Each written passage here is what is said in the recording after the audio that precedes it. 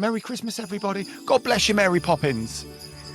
What's Mary Poppins got to do with I don't know. Christmas? I couldn't think of anyone Christmassy. God bless you, Scrooge. Tiny Tim, Scrooge, Tiny Santa. Tim. Merry Christmas to you too. Feliz Navidad. Should the North Pole have better HR or RR, that's reindeer resources, so they can take better care of hard-working employees like Rudolph, who's been well known to suffer from workplace bullying? Could turning off the internet be the new version of the lump of coal?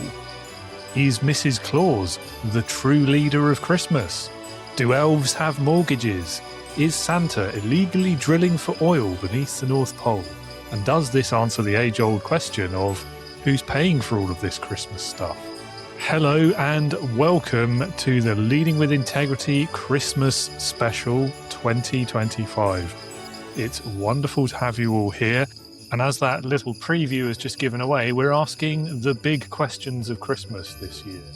In between some festive, fun questions, discussions, definitely not arguments, over the best Christmas movies, like Die Hard, for example. And we even find time for some festive music controversies as well. And, of course, the occasional serious points about things like consumerism, family time, social media, digital overwhelm, even the meaning of Christmas itself. And to help me with this year's festive leadership silliness, I'm joined by some returning guests from 2025, as well as some recurring favourites from past years, and there's even a brand new face in there too. So in order of appearance, these wonderful people and friends are Emily and Alan Braithwaite of Yellow Tuxedo and the Digital Circus, Simon Holzapfel of the Leaf Labs, Lynn Colepaw of Cyber PR Army Inc., David Bates of Paravel LLC, Dr. Craig Matson of The Mode Switch, Emma Friendship Kilburn of Empower Sales and Marketing, Jodie Newman from The Business Allotment, Kelly West, co-founder of Only Networking, Dr. Cynthia Benson Mercer of Benson Performance Partners, and last but not least, Mr. Drew Dudley of Day One Leadership fame. This is a Christmas marathon extravaganza episode, so I hope you're sitting comfortably. I absolutely loved recording all of these segments once again this year, and I really hope you enjoy listening or watching, perhaps whilst preparing Christmas breakfast or Christmas lunch or whenever you end up viewing. Either way, thank you so much for joining us, and have a great festive break this year.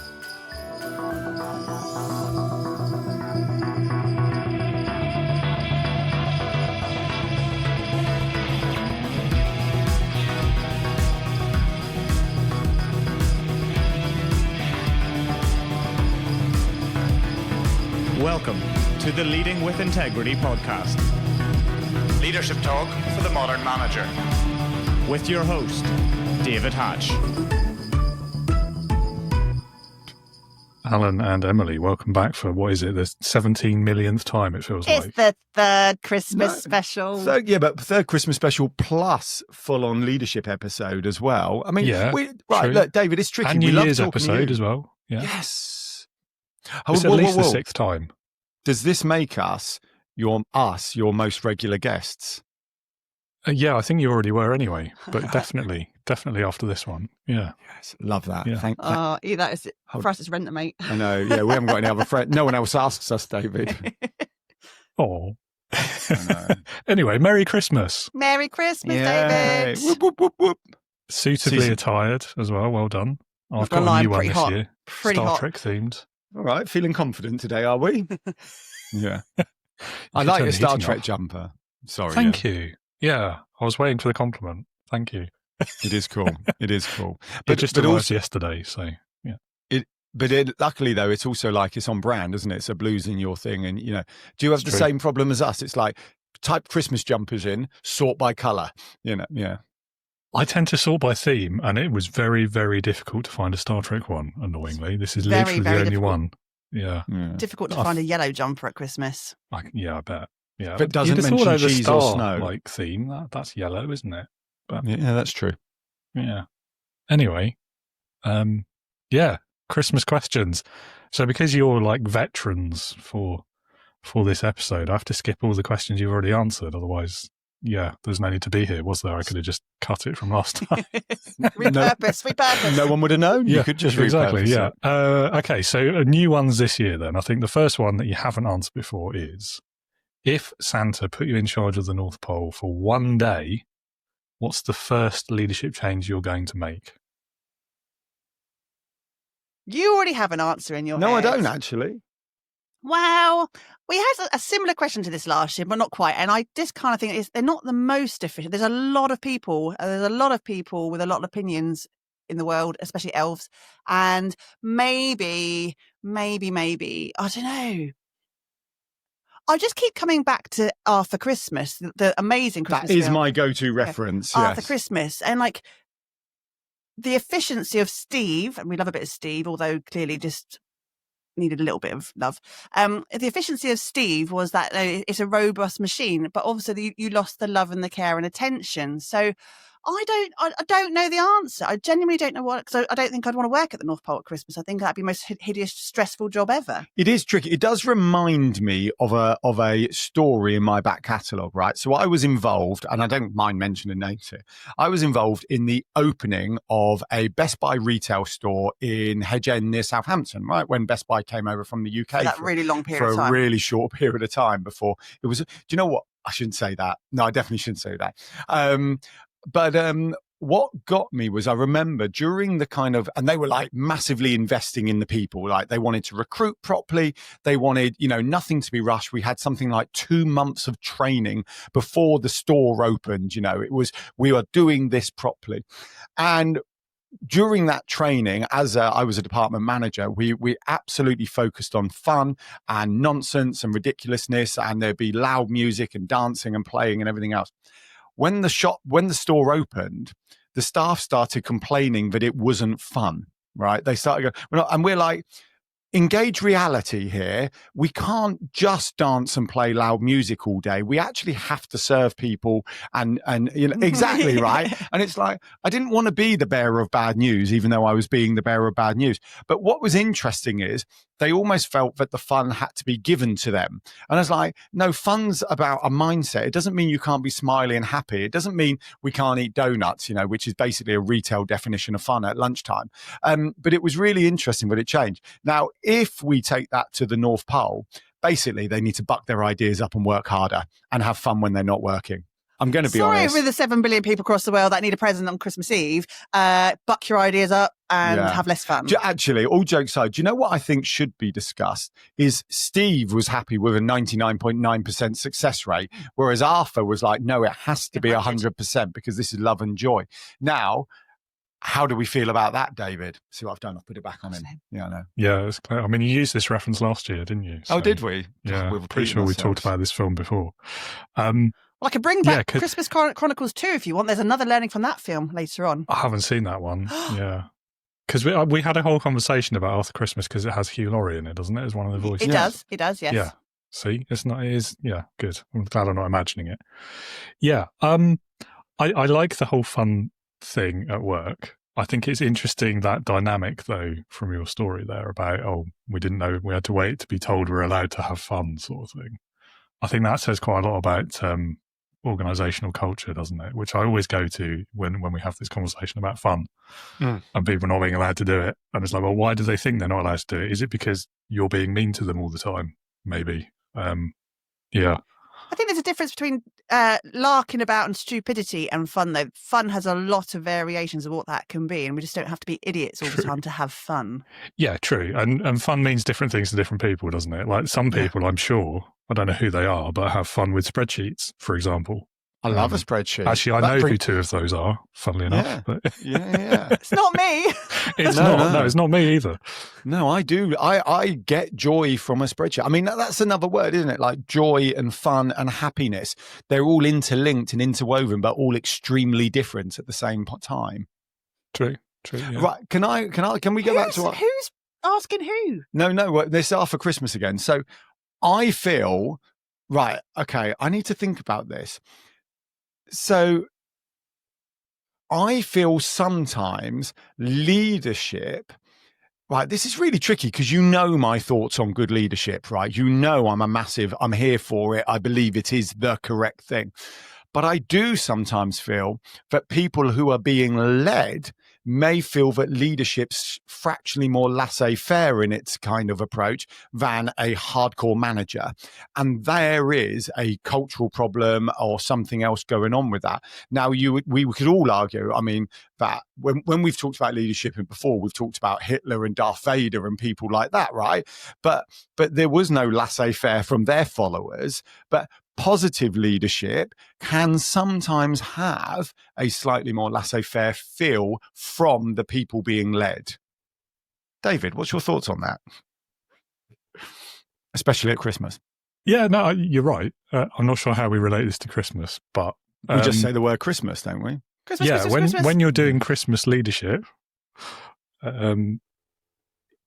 yeah, I know what you mean. I think there's types of people on there, types of bosses, types of leaders, types of managers. I think for me, I see it. I was talking about this recently. Actually, was for management, it's about like the what and the how. If you're taking it too far, I would say, and like that sort of the micromanagey sort of getting really obsessed about the things and the whats and the stuffs. Whereas the leadership is about the why and why should I. And getting people bought into things and on board with it, and that's sort of the people side of it.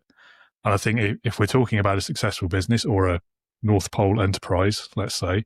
Well, I have got a link you've got to into have North both. Pole. Yeah. Yeah, but you've got to have both, haven't you? Like, if the elves are being micromanaged to the nth degree and being told, you've got to get this many toys built per day by this deadline or whatever, that's not going to work as effectively on its own unless you also have the why, which is because we want to make every children in the world happy this Christmas.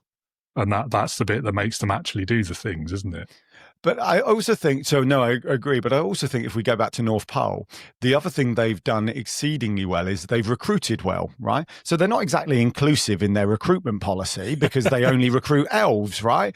But what they have done they're is... sizist. Yeah, they're sizist. So the North Pole's not very... Amazonians aren't good enough. Yeah, exactly. They're not recruiting regular human beings, though. So, they're not very inclusive. However, what you could argue massively is that they recruited correctly from the outset. So they've recruited, I don't even know what word, a type of individual, I think I'll stay safe, who wants to do well. People pleasers, but then they've got a culture and a direction to support that. So it's not enough just to recruit well. You then need that. Whereas if they recruited like us, normos, and then had a good culture, at some point we'd go, do you know what I mean? It's not fun here anymore. I'm having to build toys every day, all day for 365, 364.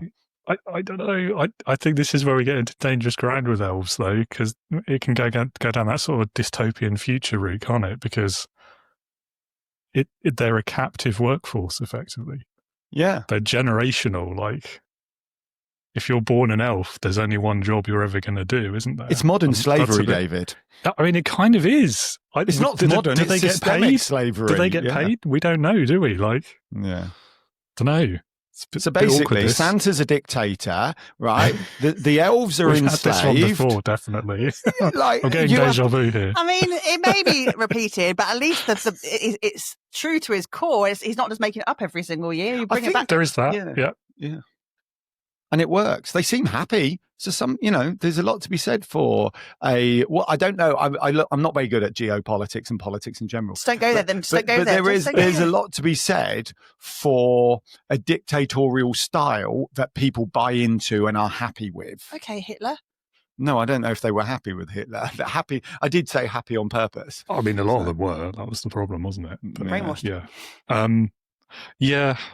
I don't know. I think this whole autocratic leadership style thing, I mean, I have read a couple of studies that suggested exactly what you've said. Like, if people acknowledge it and buy into it, then often it can be almost like safe for them because they know exactly what to expect. They don't have to engage their brains as much. They just do as they're told. And for a lot of people, that's fine, easy. That's all they want from work. I mean, trying to be as intellectual as I can be, does this not link directly into like Maslow's hierarchy of needs, right? Which I obviously know nothing It's about. Christmas. Can we not be so technical? Okay, so if we look at the elves there, if Santa is fulfilling their or allowing them to fulfill their own hierarchy of needs, right? So they got all that in line, then why would you go against it? Counter argument. A couple of Christmas films. What was Dudley Moore's character's name in Santa Claus? Arthur. Patch? Patch. No, It was no, Patch. no, it was Patch. Patch, It was yeah. Patch. I think he'd have Santa different Claus movie, views. Don't you think? I think he had a different group. And then Will Ferrell as well in Elf. Like, Bit entitled. He They're clearly just didn't entitled work. elves. But hold on, this comes back to the whole 100% thing, right? So going back to Arthur Christmas, 100% is pretty much impossible. And we can look at Elf and is Elf's name Elf?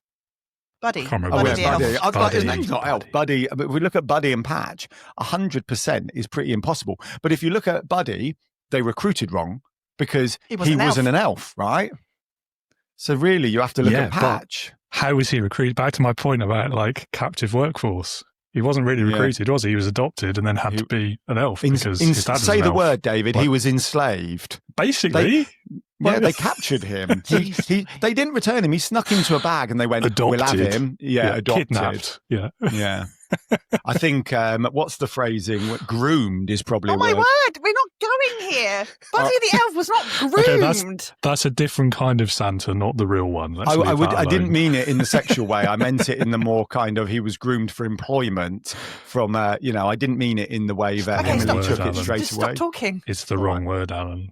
I don't think it is. I think it has a It more was. generic I use. think it was. It's like impotent. Impotent doesn't just mean the kind of cultural thing it's been given. Just stop talking. Sorry. I I'm told you I enjoying shouldn't have had this. that third I have to coffee. say Oh this. my word. Alan says inappropriate things about Christmas. Emily tells him off. I enjoyed this. I could watch this for hours. Standard. Well, welcome to Yellow Tuxedo. Ow. Nice. Shall we try another question? Oh, Let's pick a maybe. I'll let Emily answer. Yeah, I mean, let's pick a maybe more light-hearted one. So we've been talking actually about movie characters anyway, haven't we? So which Christmas movie character best represents your approach to leadership and why? You've got to justify it. Mrs. Claus played by Goldie Hawn in Christmas Chronicles 2. Thought about this long and hard. And actually, Mrs. Claus in many films, including the one with Patch, Santa Claus the movie, she's just the boss. She is the boss. No one thinks she's the boss, but she is the boss. And that, to me, is a great leader. When no one even realises she's leading, but she is. So in Christmas Chronicles 2, the film that you haven't seen, and I definitely encourage you to put it on your Christmas watch list this year, incredible, because, Goldie Hawn is a beast. She's amazing. Do you know my Okay, theory on this? noted. Women are the boss. The thing is, men all know women are the boss. I know, right? Women don't think Don't that get me men on. think. Don't get me on the anti-feminism thing. Please No, don't. women are like 99% of the time. Women are in charge. Fact. I know. Down with I the patriarchy. mean, Up with the Anyhow, patriarchy. so- Up with the- I did not say that was definitely too much Stop coffee. Yeah. talking. Whew. I didn't say I that. think Please. that's going to make a great clip for the social medias. that AI, bit. could you please remove that Santa one? is a front man. Santa is a front man. We all know that he's on the face of every single Christmas card and every single film. He is the person who gives the presents and does this and is amazing and saves the day. But in reality, and especially in Christmas Chronicles 2, Goldie Hawn back in the North Pole, some humans end up in the North Pole. I'm not going to give you all the gossip of how the story happens, but they end up there. It's a bit, there's a baddie elf who's gone a bit rogue, and they have to save the day before Christmas is ruined. I think I can 100% agree with you on everything you've just said. Which Not then- only does she not panic, I'm not Yeah. totally. She doesn't panic. You did pause. You definitely paused. She doesn't panic. She thinks of the plan. She gets the kids into safety. She makes sure the reindeer have the right medicine. She sends Santa on his mission to go and do X, Y, Z, and she gives him the instructions. And not only that, as part of it, one of the children has to go on a sub-mission, and she empowers them to be brave without them reason by giving them a magic cookie to go, when you're feeling scared, have the magic cookie. And guess what? It's not magic. It's just from within. Placebo effect. He feels the bravery, and that to me makes her a goddess. Yeah, There true. we go. But however, here's my thought on it. And so I 100% agree with every single word you just So said. are you then But- going to repeat what I said and just put No, your I'm not stance doing on that. it? I'm not doing that because that's what you do to me. But she is managing Santa, not leading Santa. because she's getting him to do something without him quite realizing it. And I think she's managing him into position. They not all leading. look up But to she her. is a good lead. I agree with that. I agree. But I think specifically with the dynamic between Mr. and Mrs. Claus, she's managing him, not leading him. Oh, I don't know about that. I haven't Thanks, seen David. the Love film. you. I haven't seen the film, so it's more difficult for me to comment. But I feel like leadership, that quiet behind the scenes influence, is a form of leadership, definitely. For the wider populace, I totally agree. She is a grade A leader. Directly with Santa, I think she manages him. And she looks great for her age. She does. Goldie Hawn, absolutely, or have to watch Mrs. the film. Claus. Have Both. to watch the film. Interesting. They didn't with the Goldie Hawn. Now I'm definitely not in safe territory here. I don't know what Stop words. talking then. Yeah. Stop. Did they cast an appropriate Mrs. Claus? I think is what one would say. Why would she not be appropriate? Because popular culture suggests that Mr. and Mrs. Claus may be carrying a higher percentage body fat for an average because they live in the North Pole and they need to stay warm and they like to eat mince pies and things. That is not something I've seen on the references to say, actually, Mrs. Claus must be fat. No. I never said that. I said higher percentage body fat than average is what I said. I never said fat. I did not reference BMI or Next obesity. Christmas, in David, this. when you invite us back, just invite me. Clearly, someone's being a Grinch. Not really. Far from it. I don't know. I mean, there's that thing about Santa as well, isn't there? The bowl full of jelly and all that. But Thank you, David. Is it cause or effect, though, is the question? Like, is it a requirement of the job or is it a result of the job? True. Because he gets all the free mince pies and everything. Have you seen Christmas Chronicles 1? Or the Santa Claus. Oh, Is so it in better? Christmas Chronicles 1, I like both of the films, and actually they're to me are modern classics because it has all the fantasy and wonder of a Christmas film, but a bit of a modern slant on it. And in it, he addresses the fact that I'm not fat. Everyone wants me to be fat, but I'm not. Can you please look at me for who I am? Because just because that's your perception of me doesn't mean that's my reality. And I kind of liked that. So yes, watch Christmas Chronicles. However, 1 in the and 2. Santa Claus with Tim Robbins, he accidentally becomes Father Christmas. I can't actually remember how now. But Do you what mean happens? Tim Allen? Tim Allen. What did I say? Tim Robbins. Wasn't Tim I don't Robbins know in who the that is. Shawshank Redemption? Is that? Yes. Yeah, Tim Probably. Allen. So he basically he becomes Father Christmas. So when he's at home in his day-to-day life, he starts growing a beard and he just starts becoming slightly more rotund, or his body fat starts increasing against his will. And he's in the gym seeing the doctors and things like that. And they go, we don't know why this is happening. So in that case, it's not after magic. he's become. Yeah, it's magic. It's all magic, isn't it? It's also a Yeah, film. and we it just- happens because he kills original Santa. That's how. Oh, yes, he Knocks him does. off the roof or something, doesn't he? Or breaks his leg or something like that. I don't think he kills I'm pretty sure he's Santa. dead and then disappears as if by magic. Oh, Pretty sure. I haven't seen that one in a while. sad times. No, Yeah. it's a good one, Oh, though. well. Yeah. Okay. Another question. This one, I think you're both definitely going to have strong views about this. Definitely. I Will really it involve know Emily this. telling me off again? Do I use don't the know. award Possibly. already? So I mean, that feels quite managerial in the fact she keeps telling me off rather Yeah. than leading me out of this. just keeping you within the boundaries. Exactly. Yeah, Welcome that's to very Yellow management. Tuxedo. Yeah. Alan's kept in very strict, boundaries and borders. How's the trip to Morocco? Go away. Yeah, for the benefit of the business and Right. us, So Emily. this conversation, I've seen. In fact, I think I've engaged with a few posts that you've made on this topic already. But Christmas, Oh, I know what it is. festive decorations, candy canes, mince pies. In your book, how early is too early? Never too early. Never. Okay. Because time and space, and you do business on your terms. As the things we always keep talking about, right? Business on your terms, life on your terms. If you want to put your tree up in February, you do you. I mean, we don't do that. We put our tree up on the first weekend before the last weekend before the 1st December. So it happened to be the 30th of November. We put our tree decorations up. Yes, that's November, not what a calendar month starting with D, but we are happy with that. And we eat mince pies from when they're in the blinking shelves. If they're in the co-op in October, I am here for a mince pie. Yeah. I like a mince pie. I enjoy a mince pie. They're bloody tasty mince pies. So why would I not extend the period in which I can eat a mince pie? I know. I'm totes with Totes. you. You're not down with the kids. Is that okay, You are Emily? Can I say that, You're Emily? 47 Please years don't old. please don't hit me, 47. Emily. You can't again. use totes. You can't use totes. Ow! Why are you hitting me under the table? Ah, whatever. Just don't wave those hands around. Totes is not okay when you're 17, let alone when you're 47. No, I know. I only said it because I knew it would trigger you. I'm again with Emily on this. I do think it's a curve. Well, it's a you wouldn't. Arc. Yeah, a curve. Can I not say curve, No, Emily? arc. It's an arc, right? So you're not going to go in. You don't like in October hypothetically order 20 boxes of mince pies. You go, oh, the mince pies are in the shop. Should we have a mince pie? Well, of course you do. I was just talking about us, but I think it would increase as you get towards towards Christmas. But we do get to this point towards Christmas, though, that we take mince pie eating very seriously, and we do a bit of a trial and error of which ones are the best mince pies. Now, we're at my mum and dad's house on Saturday for a Christmas Eve type event with our extended family, and there were two different types of little mince pies in the room. There were the luxury ones and the bog standard ones. We had to try both to kind of compare and contrast, because it'd be rude not to. Are we now going to be judged for having two mince pies in one sitting? Absolutely. No, I thought the pastry on the Little Deluxe was amazing, but the filling was nothing special. There wasn't enough pie to Yeah, filling there was ratio. more pastry than filling, wasn't it? Did you do a blind test, though? No, I just shoved it in my gob and enjoyed it. It doesn't last that long. You never really know now for real. No. Do we feel that? Do we Prejudged. seem that subtle? Yeah.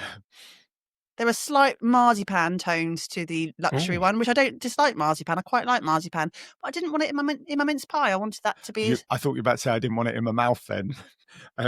Sorry. Honestly, don't take I think it I the wrong way. disagree. I'm quite partial to a mince pie with little shredded flakes of marzipan in the mincemeat. It's really good. You do you. I don't agree. Yeah. Okay.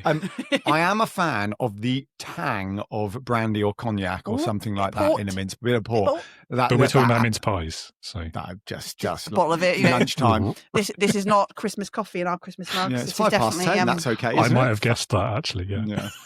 5 o'clock somewhere. Yeah. Okay. I mean, I think I'd probably draw the line at putting the tree up in February though, because at that point, like, why bother taking it down? Might as well just leave it up. Doesn't this come? I mean, look, we are fans of You Do You, but it does come back to not fans. We believe in you, not fans of it. We 100% believe in business on your terms and You Do You. But there is this thing of, and I think this about us as we're evolving Yellow Tuxedo to include adventures and experiences like Time and Space Morocco 2026. Waiting list now open via our website. But like, if you do too much of something, does your love of it wane? Does complacency kick in? Like if I lived by the sea and had breakfast every morning in the warmth of the sunshine, listening to the sea, at some point, will I get bored of it? No, probably not. I may want, this is me, I know I can only talk for myself. I may sometimes want the mountains or the snow or a frosty day, bearing in mind I'm living in the warmth by the ocean. But for 90% of the year, 99% of the year, I'll be fine with that. But if we take that into Christmas and mince pies, if you left your Christmas tree up for 12 months and you had your fairy lights up for 12 months, would you ever just become I think you would a little bit. I agree. So I love it. We are earlier adopters of Christmas decorations. If you think about the last weekend in November, my mum made me laugh the other day. She rang me up and she went, Emily, the new neighbours, I thought I liked them because they knew neighbours moving in the summer. She went, I thought I liked them. Their trees up and the garlands are out and it's only the 16th of November. And I was like, oh, okay, calm yourself. But there's something that signals for us in our house that when you are in the process of putting up the decorations and putting up the tree and going and picking the tree, which was glorious this year. No. Alan put a photo on LinkedIn of my face. All social media platforms. There was no joy on that day. We had feral children, all with an opinion, because let's face it, they are our children, so they have all been born with this. Let's be independent thinkers and have like an opinion. Us, they're extremely passionate. Passionate. Crying tears because that one had a branch too high and that one had one too low. Always get the tree bend once. Anyway, but the signalling of putting the decorations up almost snaps you into the festive mode for December, and it's not always about Christmas for us. It's about the higgerness of warm fires and feeling cozy and change. Nesting a little bit and feeling cozy and lovely and all that. So when you go through the process of doing that, it triggers you to start that mode, like gives you the permission to be like that. So if you started that in February or didn't ever take your decorations down, would it feel different throughout the year? I don't know. What about if you live in a hot country that's hot 12 months of the year? Does it feel different then? I don't know. I don't live in Because a hot I do country. think well, I agreed. I do think our seasons affect our. So when the weather changes, you then go. So I have this thing like when it's grey and Finish your raining sentence. in December. I can't. My head's all over the place. You know that. And no, I'm not diagnosed ADHD before anyone thinks so. We've definitely had this conversation before. Yeah, and actually, if anything, I'm probably more autistic than ADHD. But there we go. This is a separate conversation. If you want to do a neurodiversity episode, we're here for it. But what was I talking? Oh, right. In the grey and the rain in England in December, it's all very in the bleak midwinter. And it feels kind of, when you're in the grey and the rain in January, February, it's like, this is just bloody miserable, isn't it? It's just bloody miserable. But in December, it's like part of it. It feels Dickensian in its kind of vibe as you're driving around in the grey and you think, I felt that walking in the rain there's Tiny Tim running along with a turkey. Get stuffed, Tiny Tim. It's bloody raining, mate. Do you know what I mean? It's like so I did do Christmas in Australia once, and it was height of summer. I don't really remember thinking it was that different. It was weird. I mean, obviously it wasn't cold, but I'm not a fan of the cold anyway, so I was probably happy about it in hindsight. We had a Christmas in Dubai once in a Muslim country. That's too hot.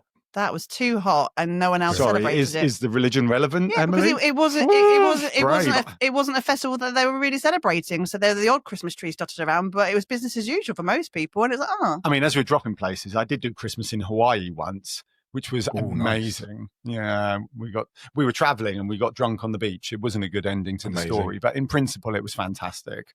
Yeah. I always liked the idea of barbecuing the turkey as well. You did barbecue turkey one year. So I have. So actually, but in the snow, it's not the same though, is it? Yeah, it tasted good. Well, it depends how you do it. So if you rotisserie the turkey, then it's unbelievably amazing, regardless of the weather, because it's self-basting as it's going round and round. But if you grill it like a piece of chicken or a burger, then actually it's not going to be that nice. So you have to think. And then the other thing you need to do is make sure your charcoals are left and right with a water bath. Where's the leadership? Where's the leadership lesson in I'm this leading story? barbecuers. I'm leading barbecuers. I don't care. It's bad barbecuing. I like then the coals will keep the water warm, which will add to the moisture of the turkey. And then as it indirect drips heat, into it, I'm with you. and it will keep going. So water baths make a massive difference in a barbecue.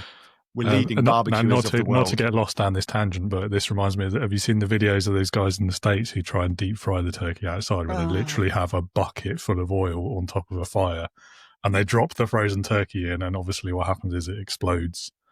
And it's quite a good video for YouTube and socials and things. I don't know if I've actually seen it. But as a child of the 80s, deep fat frying doesn't sit well with me. Even as an adult, I'm like, if I like anything deep fat fried, I just get nauseous, Yeah. I think I agree, but it's fun to watch the process happen and be done wrong to hilarious consequences. Agree. I have this thought process about fish and chips. Like if we go to the beach and the kids are like, can we have fish and chips? And I'm like, we're essentially eating 2.5 kilo of deep fat fry. It's basically 2.5 kilo of Mary Piper and a block of lard or 3. It's like if I put that on your dining plate, you would not go, oh wow, thanks, Alan. Can I have some salt and pepper to go with that? You wouldn't do that. You'd go, this is grim. But at the beach, and it's like, no, it's not cool. And we're not fans of that, actually. Yeah. I think my main issue with it is I don't trust that the fat is recycled and changed regularly enough. And I feel like I'm eating drippings from the last 6 months worth of food. I just, no. My mum and dad back in the 80s had a cast iron frying, for deep frying chips. And I remember it was thick, black. Or it was seasoned, right? But that oil would stay in that pan for months. God bless the air fryer after all. We haven't got an air fryer. No, them. Oh, yes. Yeah, but that's what you used to do back in the 80s and 90s. Just deep fry it. Anyhow. Yeah. Well, I think we've come to the end of our Christmas questions anyway. Lovely. Ho, ho, ho. Yeah. Merry Christmas. Well, we managed to make them last 40 minutes. Always fun. Pleasure. Yeah. Thank you for that. And have a great Christmas. Thank you, David. Christmas. Thanks, Farron. Merry Christmas, everybody. God bless you, Mary Poppins. What's Mary Poppins got to do with Christmas? I don't know. I couldn't think of anyone Christmassy. God bless you, Scrooge. Tiny Tim, Scrooge. Tiny Tim. It just came into my head. Patch. Simon, welcome back. Great to have you here for the Christmas special. Many thanks, David. It's always a pleasure. Well, we've got plenty of Christmassy themed questions for you, but as you're new to the Christmas special, you can do some of the classic questions that everyone else, not everyone, but a lot of people have answered before.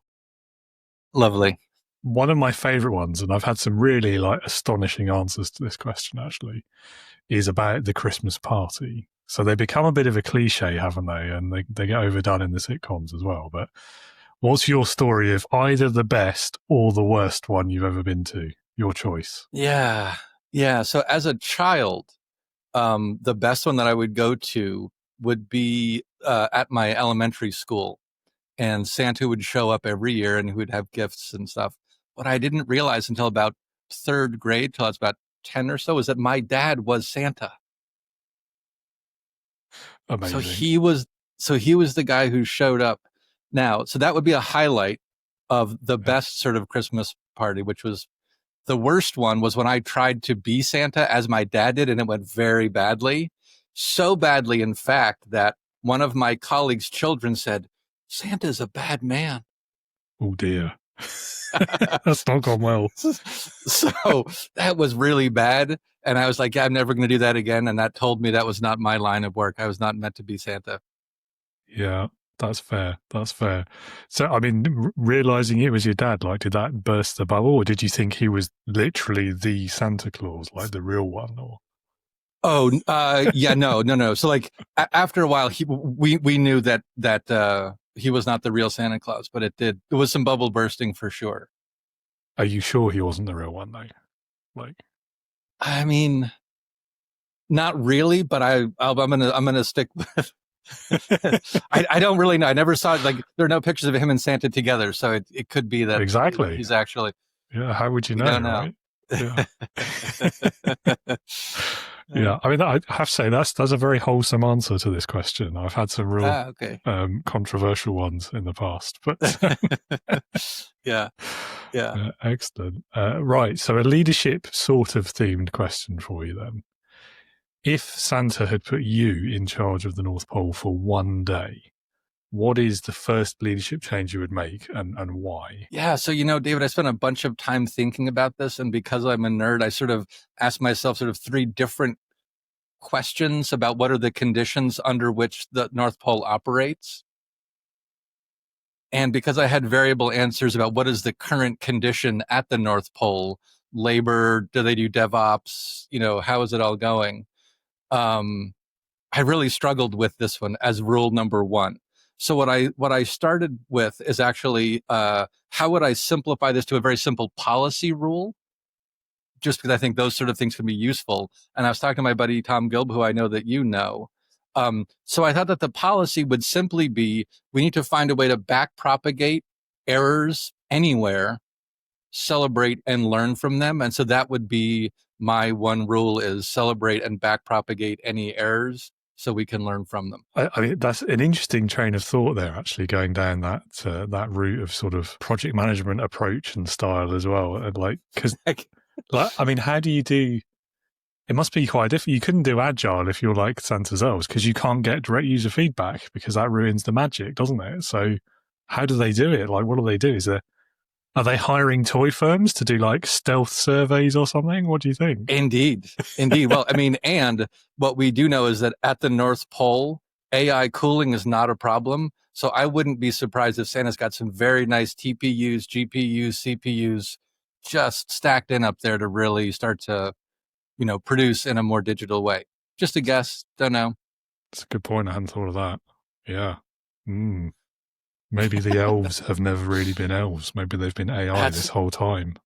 Right. They've been those Optimus, Elon's got his Optimus clan up there kind of Oompa Loompa-ing and then getting ready to distribute across the globe later. That's kind of a scary thought, isn't it? I try and fail every year to not ruin Christmas in this episode. Yeah. So at least we found a new way of doing it, though. That's nice. Yeah. So that would be my one rule. That would be the one policy rule, one day, back propagated. And then if people like it, we would keep it up. But I was really struck with, like, what do I do for one day? And do I make that, try to make that rule sticky so that it stays? That was a challenging one, but I like that one. Thank you. This one's a less serious question. And if we have a bit of Okay. time, I'm going to throw some more or less serious questions at you potentially. Very But we'll good. start with this one. Okay. If your leadership had a Christmas soundtrack, which song would be the first track? So it doesn't have to be a holiday song. It could be a song at the holiday party. Yeah, I guess, or anything that's ever been Christmas number one. So if you fancy a bit of Rage Against the Machine, you know. Oh, got it. Okay, good. So I think it would be Devo, Whip Okay. It. Whip It Good into shape, because WIP, work in progress, is the enemy of all Nice. things. So it would be, we would use Whip It. And then there's also another song called, let's see, by the Daz Band. I think it's just called Whip It. And it's more of like a funk R&B song. So I would choose two different songs about whip. Nice. Well, it's sticking to the theme. I like it. Yeah, it's good. We like a bit of wordplay as well. Very, very nice. Yeah. Yeah. So what's your Christmas guilty pleasure? I love asking this question. It's very Christmassy. Oh, I mean, I just started binging on medieval Christmas music. So okay. there's the Boston Camerata has this 3 CD release from years ago. Yeah. One is medieval, one is Renaissance, and one is Baroque.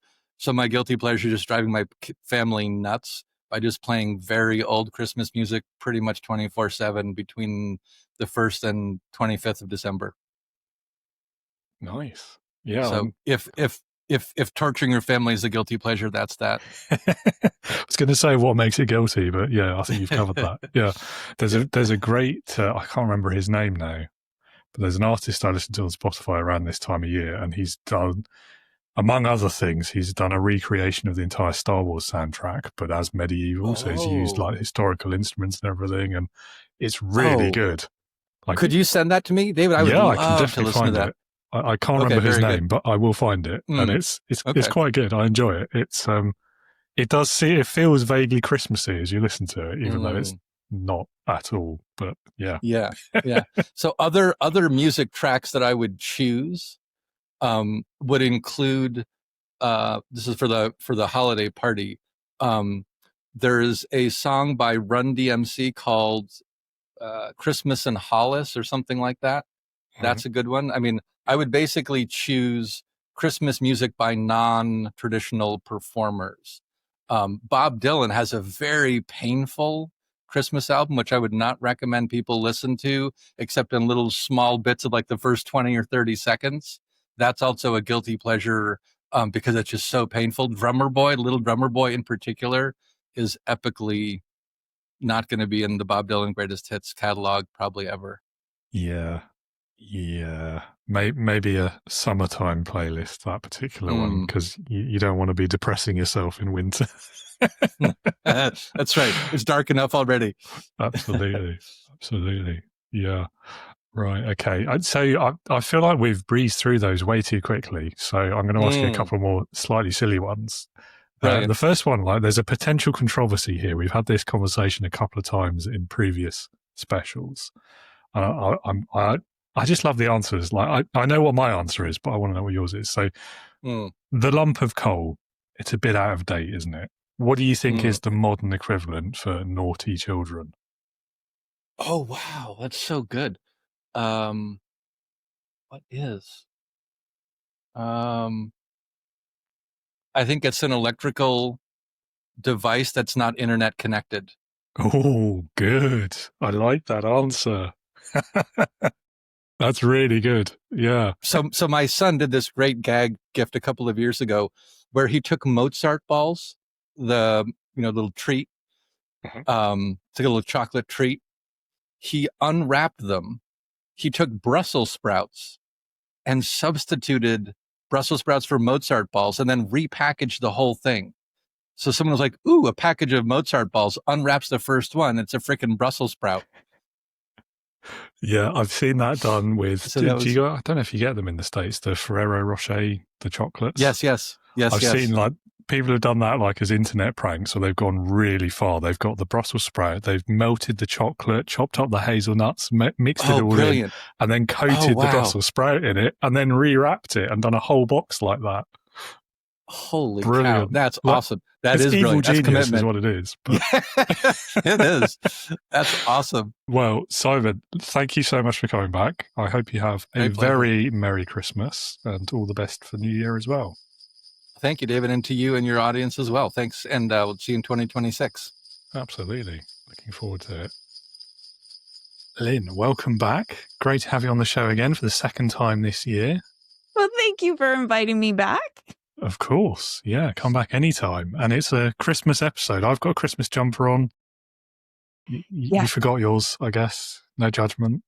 Well, to be honest, I had a client meeting beforehand and I had completely planned on doing it, but they ran up to like I was down to the last 30 seconds trying to politely shuffle them off. So, yeah. I'll let you off, I suppose. Yeah. I'm quite pleased with my Star Trek themed one this year. It took me ages to find one. There's a really nice one. It had Make It Snow, but like with Picard as like Make It So, but with snow. But it only came in small child size. So I didn't fancy my chances getting into that one. Maybe as a hat next year. I could do it. Oh, yeah. Yeah. Anyway. So this is your first time doing a Christmas special with Leading with Integrity. So that means you get some of the best questions because the repeat guests have had all the good ones. And now I scrape the barrel every year when they come back. So the first one, which is actually my favorite one, and it was from the first Christmas special I ever did, but it's led to some good stories. No pressure. So it is, what's the best or worst office Christmas party you've been to? You can choose best or worst. That's up to you. Well, I think the worst one would have to be one that happened a few years ago. And I wasn't part of it, but I was kind of invited as a secondary part of it. And it wasn't that it was like traumatic, but it was more for me about the food. And I guess I'm a nibbler and I like certain types of food. And for some reason, everything was super healthy. And it was like carrot sticks and like, salads and like really like, and I'm like, no, you see, like this is the time of year that I lean into, because I get migraines and have a lot of food allergies. So this is the time of year where I'm like, I'm just buying a bottle of Advil and enjoying every single thing. So I was like really prepared. I'd taken some Claritin. I had some Benadryl. I had my bottle of Advil. And I was like, bring on the multicolored marshmallow, peanut butter, questionable sprinkles. And it was like just this super healthy, invigorating spread. So yeah, it's kind of lame, but I was disappointed because I was like headache ready. Yeah, I mean, I think that might be the new number one worst Christmas party. Like, who does carrot sticks at Christmas? What is that? No. Well, it was like grapes and peas and hummus and pita, like good food, but it's like, no, like I want like brownies and like Hello Dollies and macaroons and only pop. You only drink pop, and it's like it has to be something like Dr. Pepper, which you'd never drink normally. You can't have like bottles of water, but this was like I was like, yeah, okay. Yeah, I mean, did they cut the vegetables into Christmassy shapes or something at least? Like, no, it sounds really depressing. Kind of like the local grocery store trays, where like generic-y trays, and yeah. Sounds pretty low effort to me, gotta say. It was. Yeah. Okay. Well, I think that's a Christmas crime. That's what that is. Yes. There. Yeah. That would be a better way to call it, a Christmas crime. Yeah. Crime against Christmas. If Santa puts you in charge of the North Pole for one day, what's the first leadership change you would make? Oh, I would really talk to human resources about the bullying that's happening with the reindeers. a reindeer, I guess. And yes, it happened in the past. And Rudolph is kind of making his way through all these bullying issues. But I would really want to stay on top of it that it would not happen anymore. I like that. I applaud that because, Yeah.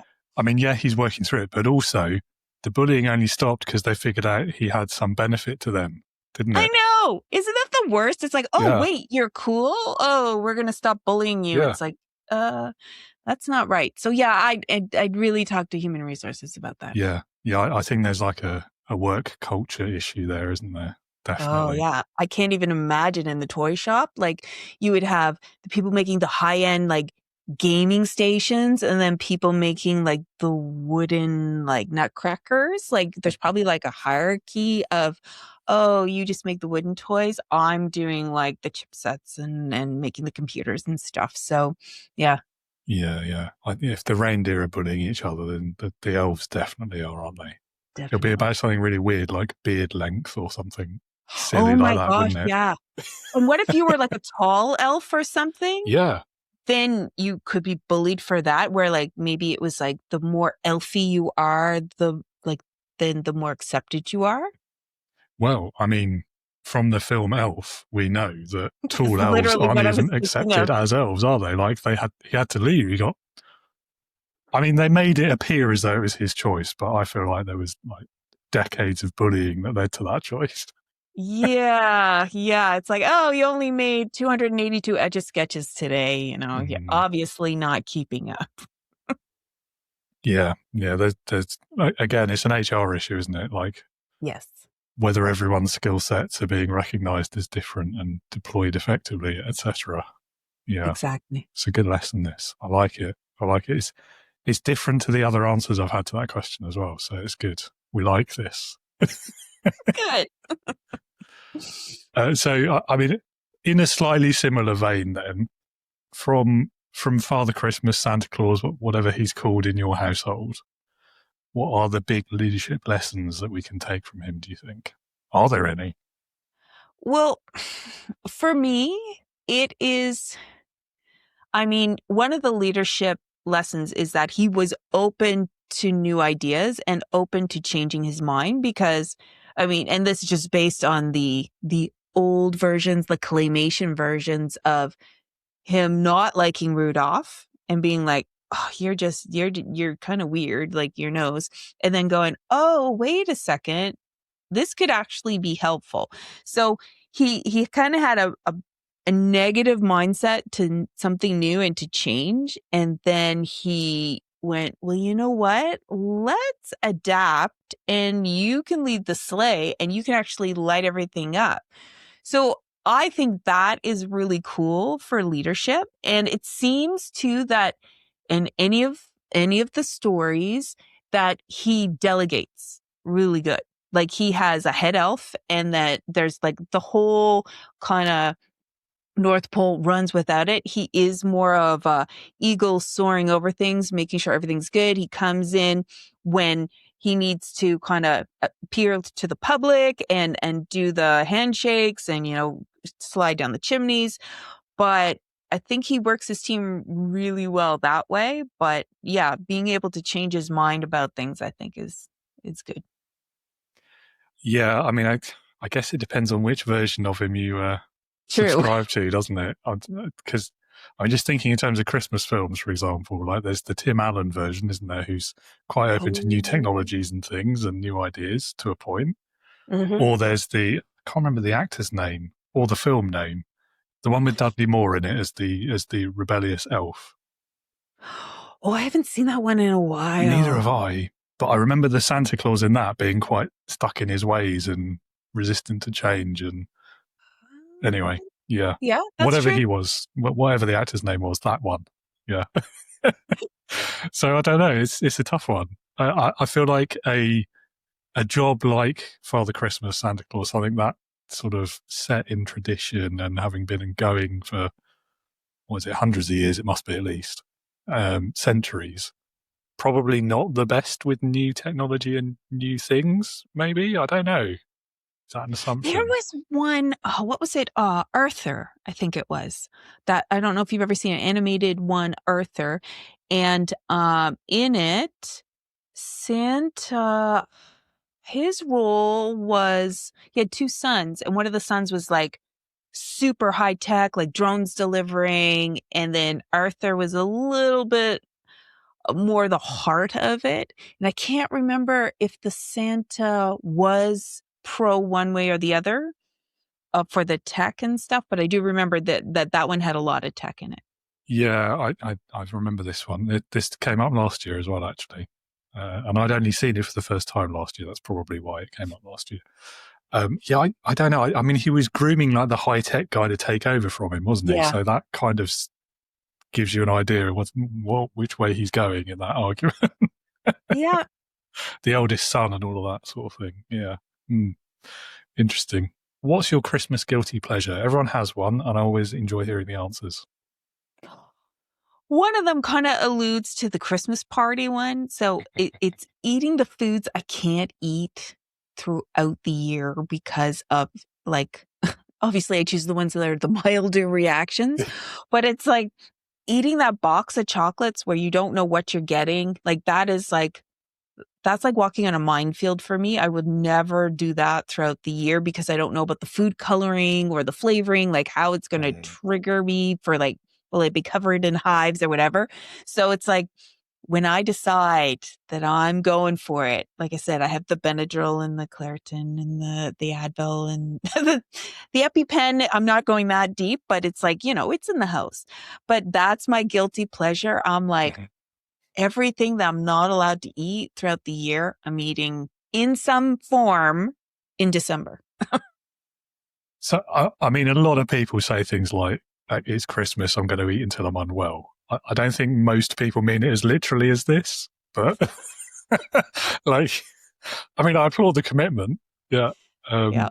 Is there a favourite food that you're not allowed to have the rest of the year, or is it just all of it? Well, the number one thing that gets me is food coloring.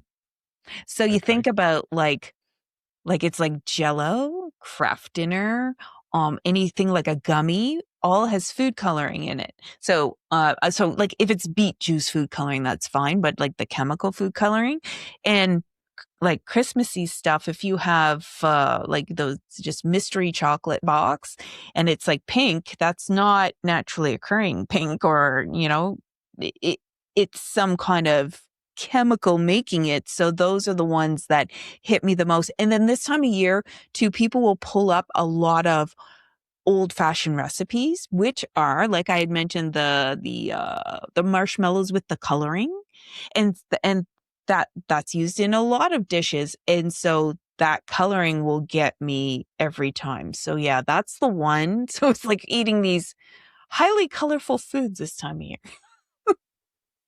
Fair enough. I mean, it's got to be getting easier though. I mean, they're pretty, I don't know what it's like on your side of the ocean, but here they're getting pretty aware of colorings and numbers and things like that. They've like even in like sweet, I guess for sweets because they're aimed at kids. That's probably why they're putting more thought into it, perhaps. But things like do you get Smarties, the little chocolate multicolored things? Changed. Yeah. They're like vegan now and everything. Like they're all almost vegan.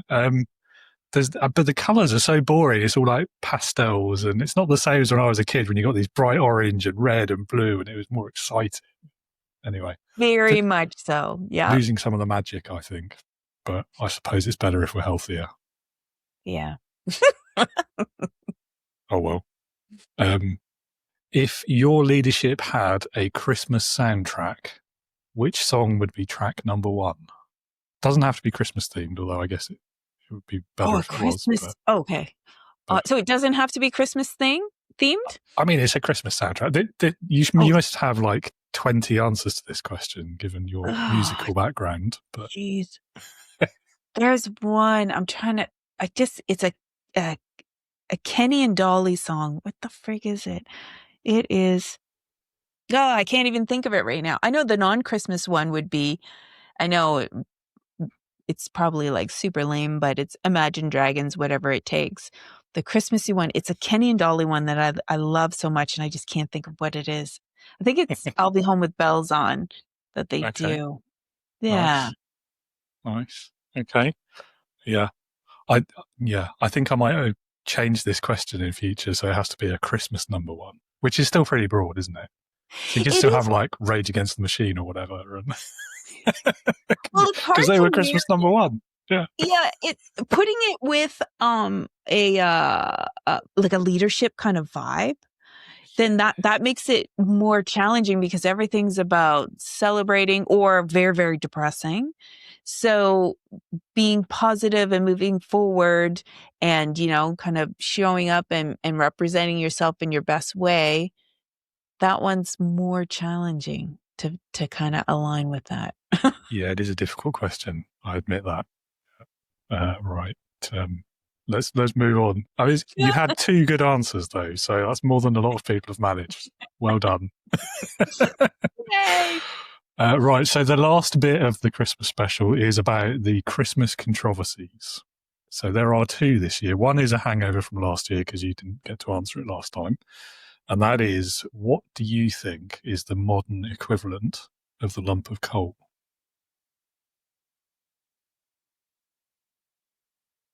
The modern equivalent of the lump of coal to me would be like I got 2 things that pop in my head. One is just neglect and one is indifference.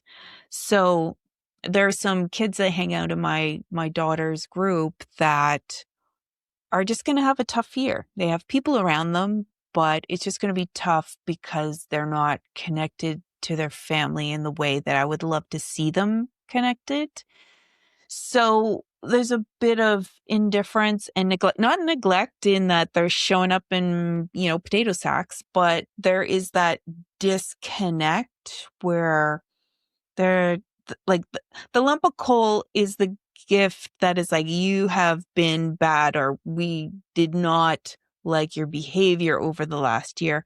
But to me, like even worse than that is that we don't know you or we don't care or, oh, is it Christmas today? To me, like that, and that to me is happening more and more because families are getting disconnected. We're all on our phones, going in 3 different rooms or 4 different rooms, watching different things, and we're not experiencing things together. So trying to know people on that level becomes much more challenging. So I know it's a weird answer, but to me, it's just not knowing, not caring, not putting in the effort. To me, that's the lump of coal.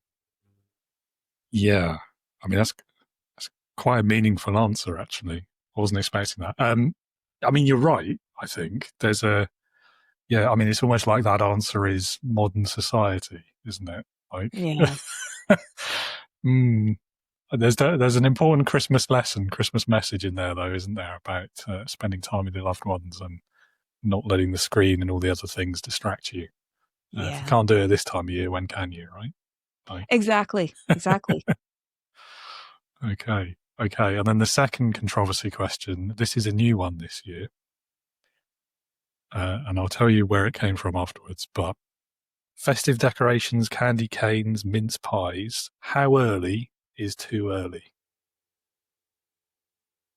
Anything before November 11th, Remembrance Day here, is too early. So to us, it's like the war vets, the understanding what's happening in the world, about the people that have gone off and sacrificed their lives. They literally have November 1st to 11th. That's their window. So you just don't touch that window. That's the respect time. And then you want to put Christmas lights up on the 12th, you go for it and enjoy yourself. So to me, anything before the 11th is too early. I think that's a reasonable answer. Yeah. Someone else suggested whenever. We didn't have an argument about it necessarily, but it was definitely a conversation. Yeah, I don't know. I think I'm even more like, is it conservative? Maybe not. I don't know. I'm even more of a Grinch, let's say. I think anything before the 1st of December is too early. And even then, Like, give it a week. So the origin of this question is this year in the supermarkets and things. Like, it's been getting earlier every year. This year, before Halloween, there was Christmas chocolate on the shelves in our local supermarket. Yeah. Now, that might have happened for years and I just never noticed. But this year I noticed. Yeah, like here they have like locally our Santa Claus parade is like the 26th of November, the 29th. So you're really expecting like the city to have decorations up and the community to be in this mindset. And radio is just gently starting to transition to playing a holiday music. So it's that creeping up, and I think too it depends on like how you celebrate it, like in your house. Like my daughter on the 12th, it's like she's got the boxes ready to go, and it's like let's get things up and get things going. And she loves looking at it throughout the year and seeing the lights and seeing all that stuff. But they do the same thing here. Like I noticed before Christmas in the stores. Or I noticed before Halloween in the stores, there was the Christmas stuff up. And I'm like, I get it.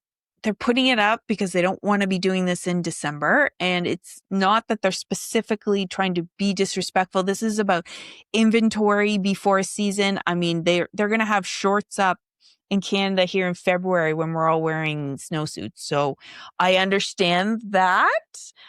But there's just something, I don't know, feels greasy. It does. Yeah, it feels unclean, doesn't it? Yeah. Yeah. No, I've got no sympathy for logistics or anything like that. Like, these are all massive, multi-billion companies. Like, they can afford a bit of extra time in the first week of December or whatever.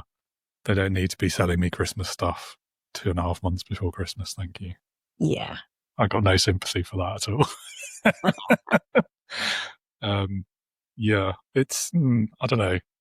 I think this is one reason why we always have like a real Christmas tree, because then you don't have that temptation of getting it down early, putting it up early. Yeah. Because if you do, it will die like weeks before Christmas. It's a Charlie Brown Christmas tree. Yeah, and you can't leave it too long in January either, because it will just be falling down and making a mess. So yeah, you know, it's probably not a very environmentalist argument, that one, but it's Christmas. Yeah, it's like, oh, the plastic or the real tree. But then they're making more plastic trees to replace the plastic tree you bought. But it's like, you know, you could argue either side. Yeah, I think they're probably making them anyway, aren't they? Yeah, I know. I don't know. We have tried planting them before, but they never last because you don't get the roots. Yeah. Yeah. Although I did read about a place where you rent it for the Christmas period. Yeah. Comes with the roots all in a big pot, and they'll come and collect it again after Christmas. And I like that idea. Yeah, and you can get it mulch too, like for mulch if you do that around the area you live, and then just reuse it in that way too. Oh, nice. I'll have to look into that one. Yeah, and if they do that here. Well, Lynn, thank you for coming back. It's been fun chatting silly Christmas questions with you, as it always is chatting with you anyway. I hope you have a wonderful Christmas and all the best for the new year as well. Same to you. Thank you for having me. Dave, welcome back for, what is it, third or fourth time now? I don't know. Yeah. It's always good to talk to you. Yeah, well, likewise. You're rapidly climbing up the league table of most frequent returning guests, though. So it's not a competition. Well, hopefully the listeners will forgive that. I'm sure they will. So, Merry Christmas, I guess. Let's start with that. Likewise. As this is your first Christmas special, I think we have to open with the most interesting question, which is, what's the story of either your best or your worst office Christmas party that you've ever been to? And you can choose best or worst. It's up to you. So this is kind of funny because I don't really have many office Christmas parties. And about half of my career at this point, I have been a solo guy. So I don't have a team and I don't have Christmas parties. And I think it's been long enough that I don't even actually remember having Christmas parties at work. But it's probably because I was working too much and skipped the party. So there's your leadership theme right there, right? Yeah, I think that's probably an answer for worst then. Yeah, it's difficult on your own, isn't it? Like, do you not just do what I do and just get a solitary mince pie and put a candle in it and then a little... no. Yeah, that would be, as my daughter would say, that would be sad. That'd be a sad Christmas party. It is a bit sad, actually. That's why I don't really do it. Yeah. But the flip side of that is that I as a solo person, I work at home. And so I get to celebrate Christmas whenever I kind of want to. And so my coworkers are my family, and they, we spend time together. And sometimes that happens because they're in school, and sometimes that happens at weird times. And so we just get to spend a lot more time together, which ultimately is what holiday parties are supposed to be for anyway. There was probably one, this will be instructive actually, now that we're talking about this. And there was one, we had a Christmas party for the whole company. We brought everybody's, it was a small company, and they brought everybody's family members in. So we were having it at this very nice restaurant. And all of a sudden the EMS shows up. Now, see, I'm the COO at the company. And so when an EMS shows up for somebody in your group and you don't know it, that's not a good thing. It's important to know who has what allergies when you invite people to a Christmas party. So it turned out that the person that the EMS came for kind of knew that they had a bit of a sensitivity to, I think it was shellfish. But he found out just how severe his sensitivity actually was at the Christmas party. So we had a great time at the party. It was just that he didn't have the best time.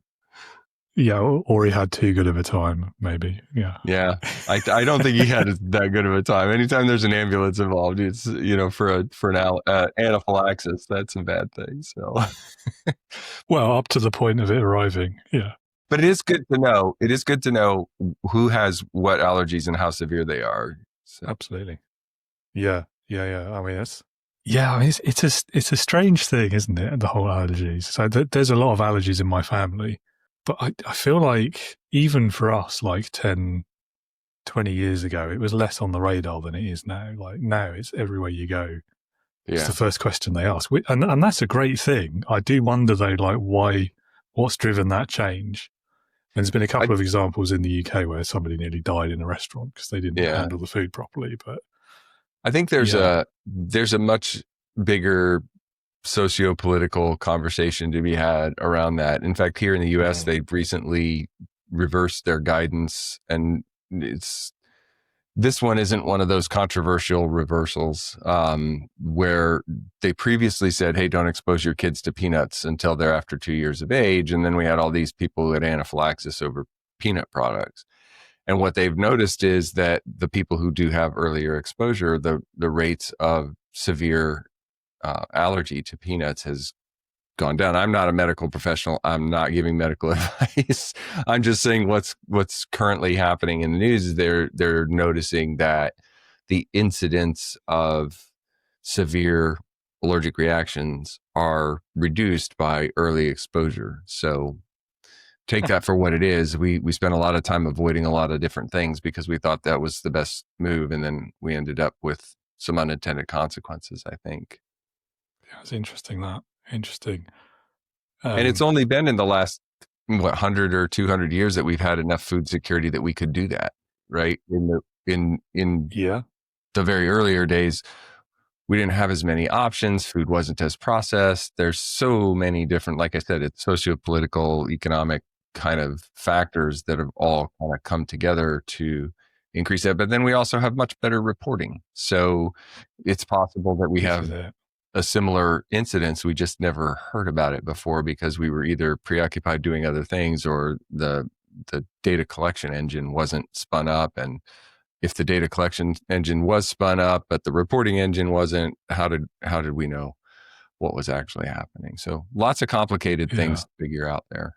Oh, no doubt. Yeah. It does make you wonder though, doesn't it? Like, how many unexplained deaths, like 100, 200 years ago, because they were mortally allergic to something and just Right. didn't know because nobody knew that existed. Right. Yeah. Strange one, that. It's sort of topical, isn't it? Because I feel like Christmas is the time of year where everyone eats more than they should, and they probably eat things that they wouldn't eat other times of the year as well. So that sort of stealthy allergy intolerance reaction could be a thing for a lot of people. So it's also really interesting to me how centralized food is in our experience. So let's celebrate, have some food. Let's celebrate, have some food. Let's celebrate, have this kind of food.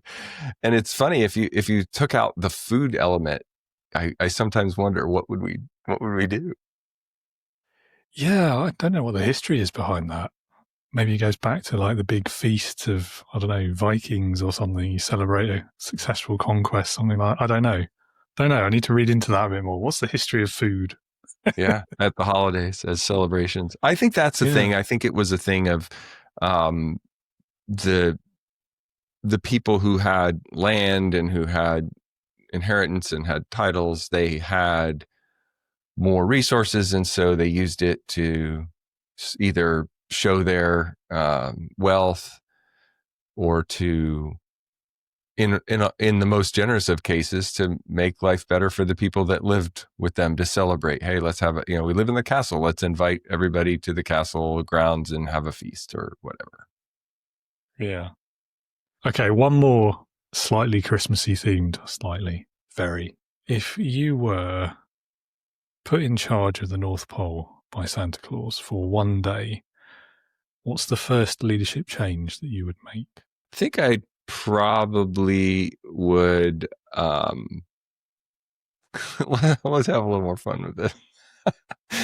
I think I would reinstitute a commitment to quality. I think that over the years, maybe the North Pole's quality standards for what represents a good quality gift is slipped a little bit. Maybe we could be a little less consumer and a little bit more mindful and pick things that are more aligned with what people actually need or want. That made me think of you must have seen the film. What was it called? I think it was like Santa Claus or something like that. It was on with Dudley Moore and John Lithgow in it. I have not. Okay, it's quite a long time ago, that film. It's a memory of my childhood as much as anything. Obviously, Dudley Moore plays Patch the elf, who gets a bit disillusioned with the North Pole and decides to strike out on his own. So he steals a bit of magic dust or whatever. And then he gets wooed by John Lithgow's character, who's like this evil corporate overlord who wants to commercialize Christmas. And the reason why it's reminded me is because they start this new Santa's Workshop ripoff, and the toys are all falling apart, so quality has suffered. Yeah, well, that's a perfect alignment with what I'm talking about. I think we do have much more commercial sense of things. It's almost like an arms race for people to outgive each other, but then they're not outgiving each other with quality things. It seems like there's a lot of volume, or like, what's the thing I can buy that looks the best, but maybe I got for a little less money. And there's being economical and there's being mindful, but then there's also being cheap. I think there's a lot of the North Pole Industries tends to thrive on the cheap side of things, I think. And I think it would be good to get better. Honestly, I think if we got back to more experience-based gifting, I think that would be even better. But there's no workshop for experience-based. So maybe the North Pole turns into a B Corp or something.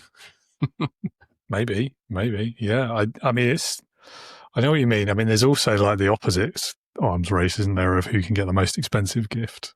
That seems to be a thing in pop culture as much as anywhere else. I know what you mean about the experience-based gifting, though. But for me, that comes back to food. Like, if you get me a Christmas present, if it's edible or I can make a drink out of it, you're going to win. Basically, that's how my brain works at Christmas. Yeah.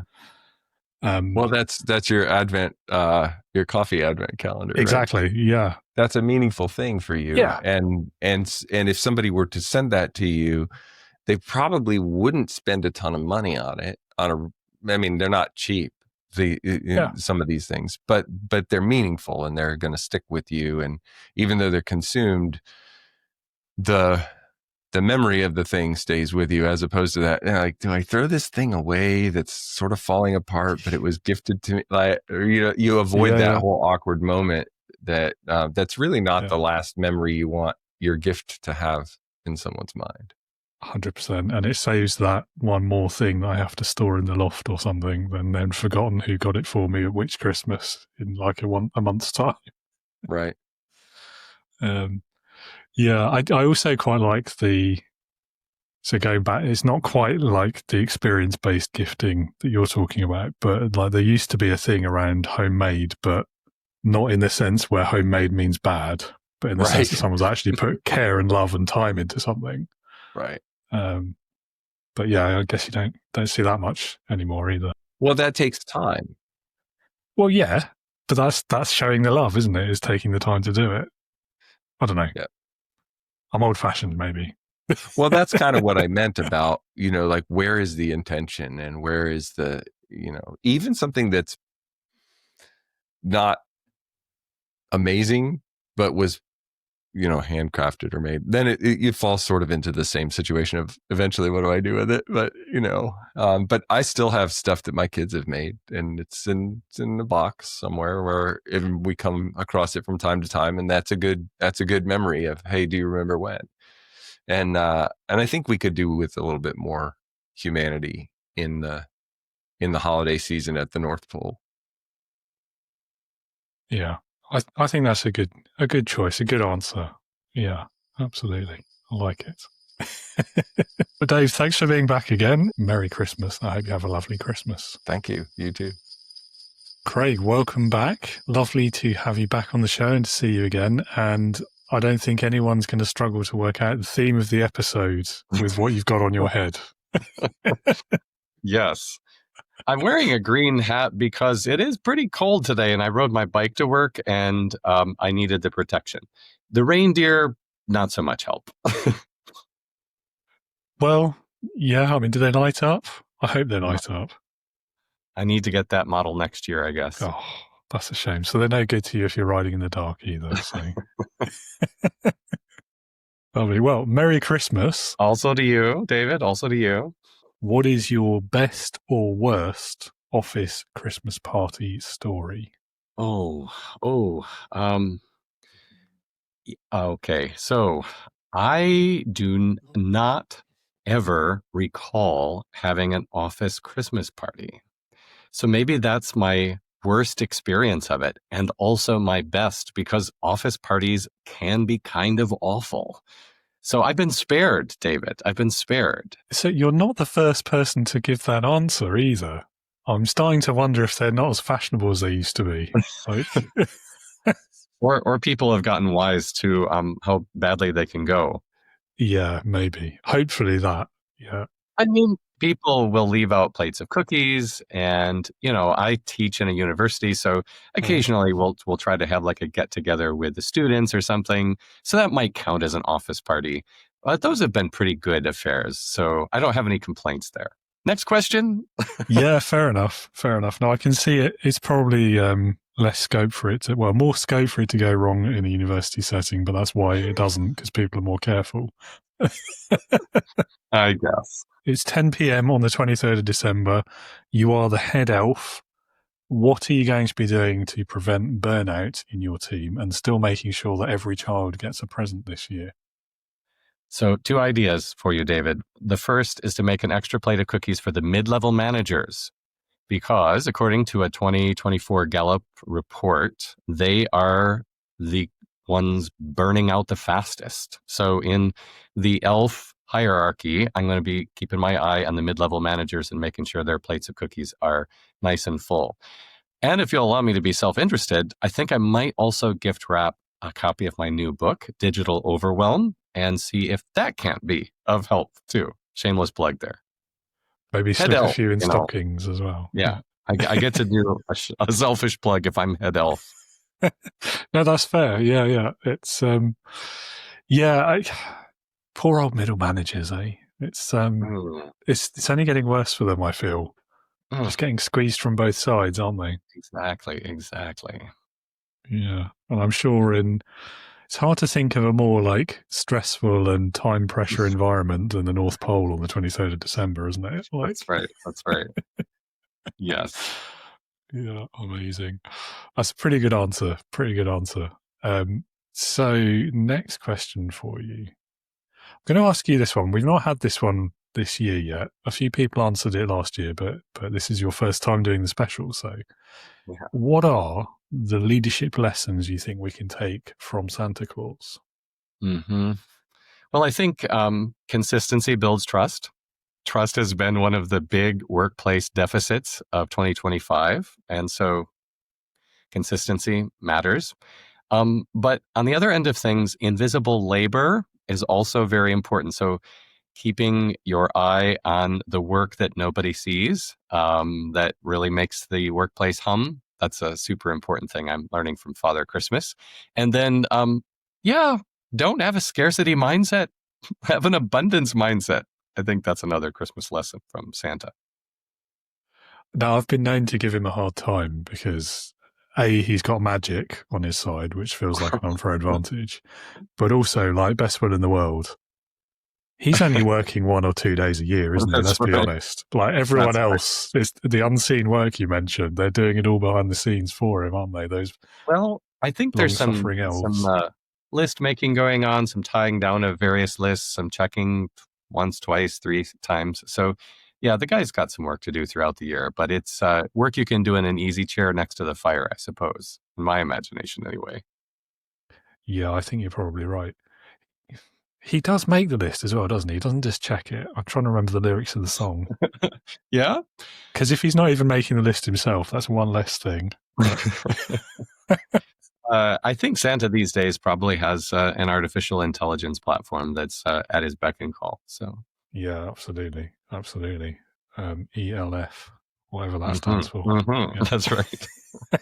Yes, very, very well done, David. ELF. Which Christmas movie character best represents your own leadership style and why? Unhesitatingly, Buddy the Elf. The thing I love about Buddy, besides the amazingly silly things he says, like "my finger has a heartbeat," is that he is constantly reframing what he sees, and he's reframing it for everybody. The movie does this amazing thing of creating perspective for the rest of us by the incongruity of what Buddy the Elf is always saying. So, just like taking his date to have the world's best cup of coffee makes you look at signs like that in different ways and reframe how you understand commercial advertising. But just the way he takes joy in play and in just the sheer love of running around and punching elevator buttons and singing songs at odd moments and eating vast amounts of terrible for you food. That helps me to reframe human life. The workplace is often framing it in terms of just toil and tasks, but Buddy the Elf helps me do a kind of mode switch to think of it in terms of joy and play and levity. I love that. Every workplace can benefit from a bit more silliness and less taking yourself so seriously. Love that. Yeah. Maybe not so much with the running around like literally like a headless chicken and causing chaos everywhere he goes. But yeah, I haven't seen that film in a while, so I might be misremembering. I do quite like the way he challenges the fake Santas though, calling out inauthenticity. Like, I like it. You sit on a throne of lies. Yeah, exactly. Yeah. He probably takes it a bit too far though, but yeah. I love it. Yeah, there's definitely some good lessons there. I hadn't thought about that one before, so thank you. Yeah, that's a good one. Well chosen. Right, this year's controversy. We'll do last year's Christmas controversy first, because I'd like to know your take on that. And that is, what do you think is the modern equivalent of a lump of coal for the naughty child? Naughty, in inverted commas. I think I have 3 options for you, David. Okay. They're all related to digital overwhelm, which is an area of research for me. and book writing have I mentioned. But an email that is marked urgent when it is not urgent is a lump of coal. A calendar invite from your boss without any context. In the United States, we call that hey hanging. Hey, could you hang around for a minute after work today? Those kinds of digitally overwhelming messaging can be scary and very much a lump of coal. And then a performance review that doesn't offer you any actual developmental steps, just gives you the numbers. You're a 3 out of 5. Thank you very much. Lump of coal. Appreciate it. So those are my options for you, David. All three. It's hard to choose one of those, actually. I can see why you had 3.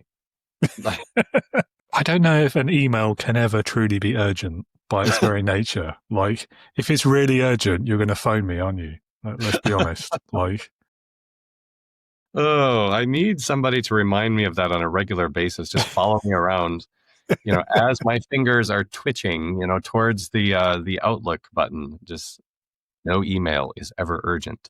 David. Yeah.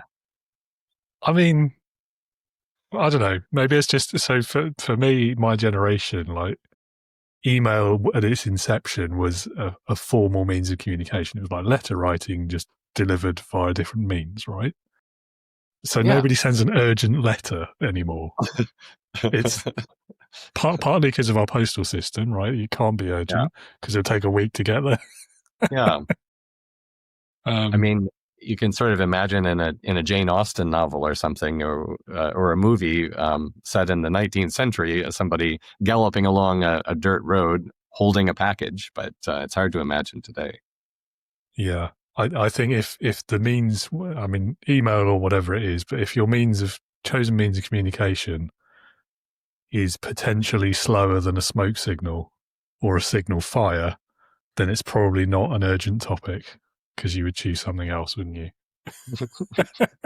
That's my next email topic line. This is a signal fire email. See what kind of response I get. I'll let you know, David. Yeah, I'm curious. Yeah, I do find, I mean, it's your area of expertise, obviously, but that whole the tyranny of the digital world. It's I think the whole thing is just a lump of coal, isn't it? I'm really liking all 3 of these. Let's lump them together and just blame the digital universe. There we go. Yes. All right. But not podcasts, obviously.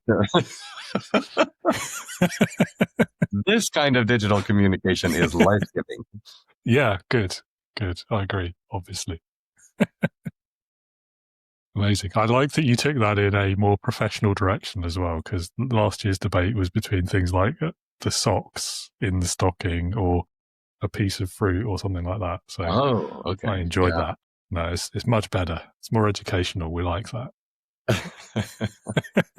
Sillier direction then. This is this year's controversy. Festive decorations, candy canes, mince pies, the novelty chocolates in the supermarkets, all of that sort of thing. How early in the year is too early?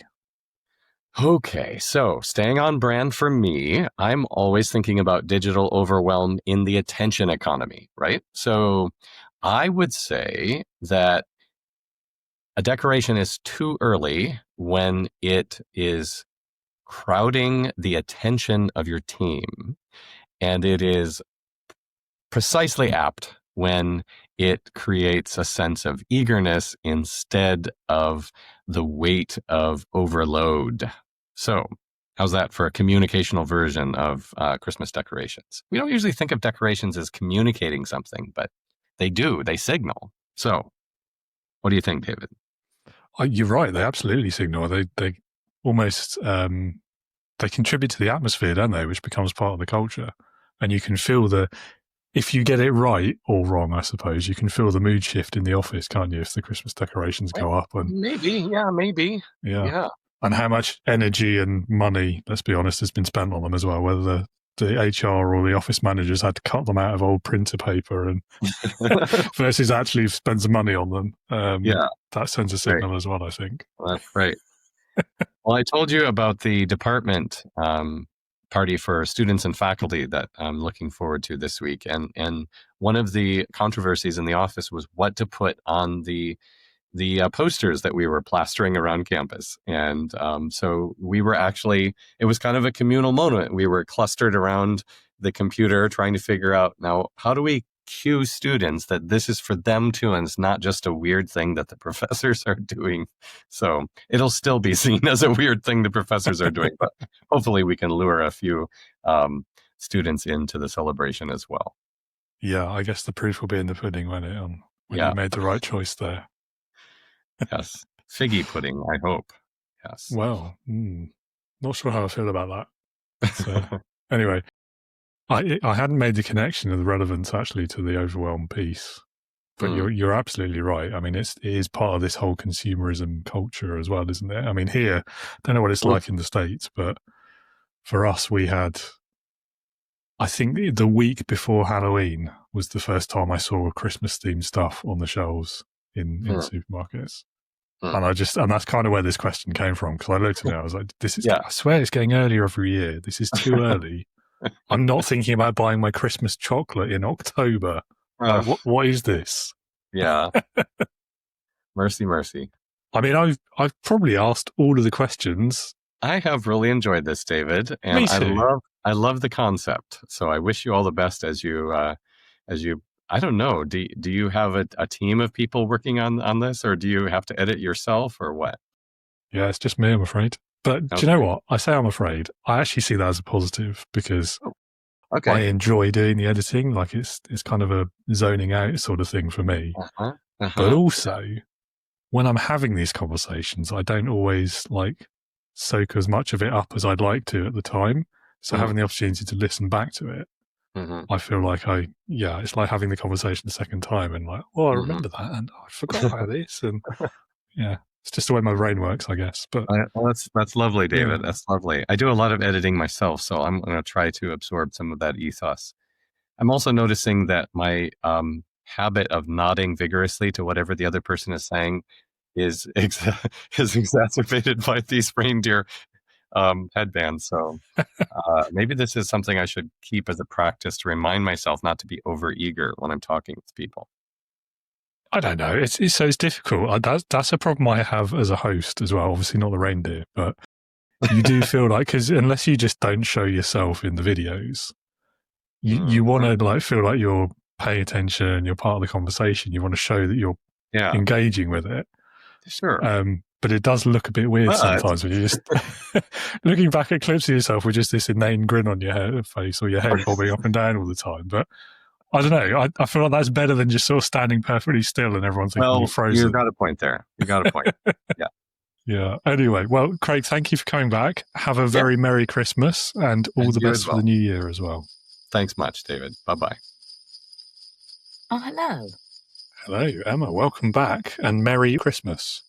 Merry Christmas to you too. Feliz Navidad. It's lovely to be here, David. How are you doing? Well, it's great to have you back. Yeah, it doesn't feel like nearly a year ago that we were organising your first episode, does it? But it does not. It's crazy. Yeah. Time has flown. Which must mean we've been having fun. Yes, most of the time. Yeah. Good. Excellent. Right. So, Christmas questions with a vague leadership flavour. The first one I'm going to ask you is one of my favourite ones for the Christmas series, actually. And because you've not been before, you haven't answered it yet. So we've had some interesting answers to this one. We have had some interesting answers to this one. No pressure, but... Okay.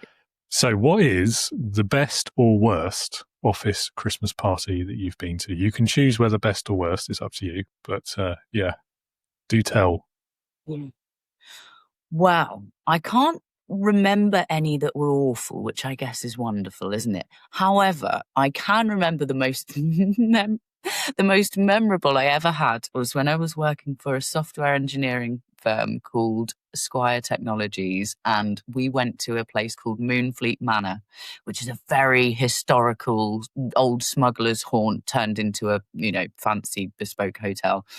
And lots of taxidermy everywhere and, delicious food. It was amazing. But then everybody got incredibly sloshed. And my then husband and my then boss decided they would have a slapping competition, and it all got rather heated.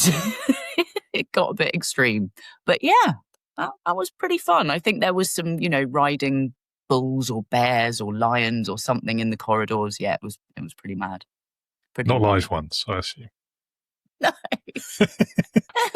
Yeah, I mean, a slapping contest. That's and when you say contest, between just the two of them, or did everyone have to join in? Or? Oh yeah, Oh, they were just seeing who could slap each other the hardest. Yeah, I mean, right. I think the bruises were there for days. They enjoyed themselves. Yeah, well deserved, frankly. Yeah. Yes, exactly. I mean, it's sort of an internet sensation now. This whole thing, it's a professional sport, I think, isn't it? This slapping. Really, thing. they were ahead of the game, because this is like, God, it's got to be about 17 years ago or something. Yeah. Yeah. HR still existed back then, right? Like, it's not that long ago. Oh, I know. HR was the boss's wife. HR was the boss's wife, so goodness knows what she thought. Maybe she just abandoned them and went to bed. Maybe she'd had enough of him and wanted to see him get a good slap. Yeah. Yeah, exactly. Exactly. But yeah, it was other than that, it was just a beautiful weekend away. Mm. Yeah, I mean, the venue sounds cool, I have to say. Yeah. Love that sort of thing. Very okay. swish. Pretty good entry there. Definitely a memorable one. Yeah, as you say. Yes. Yeah, all right. So next Christmas question. Okay, this is a new edition this year. If Santa or Father Christmas, whichever it is for you, everyone calls them different things, don't they? But let's say he puts you in charge of the North Pole for one day. What's the first leadership change that you're going to make? Just for one day, I would immediately let everybody change their hours.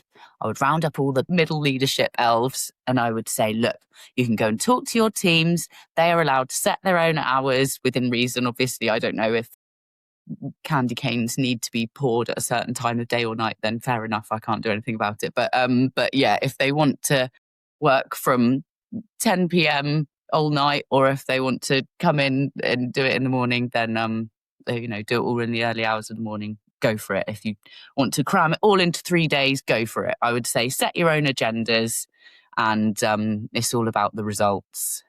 Just as long as we get the results, if you finish early, fine, you can go. I am so on board with that idea. I love that. The only thing is, I sort of had the impression that elves are basically indentured workers anyway, and they're working 24 hours a day. Yeah, So I had that. I mean, yeah, I don't know. I know.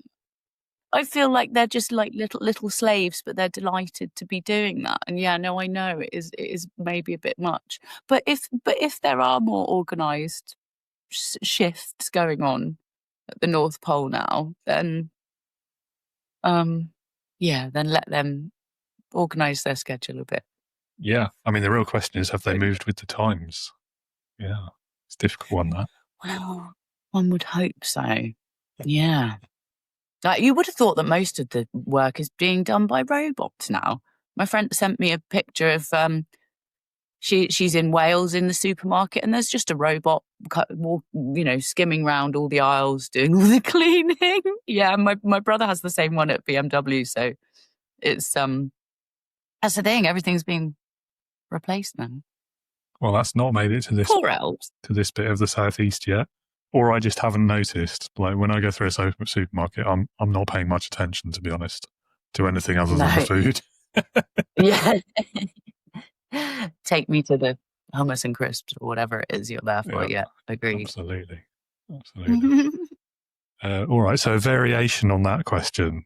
If you were the head elf, it's probably the same answer, isn't it? But what are you going to be doing to prevent burnout in your team on the 23rd of December at 10 p.m?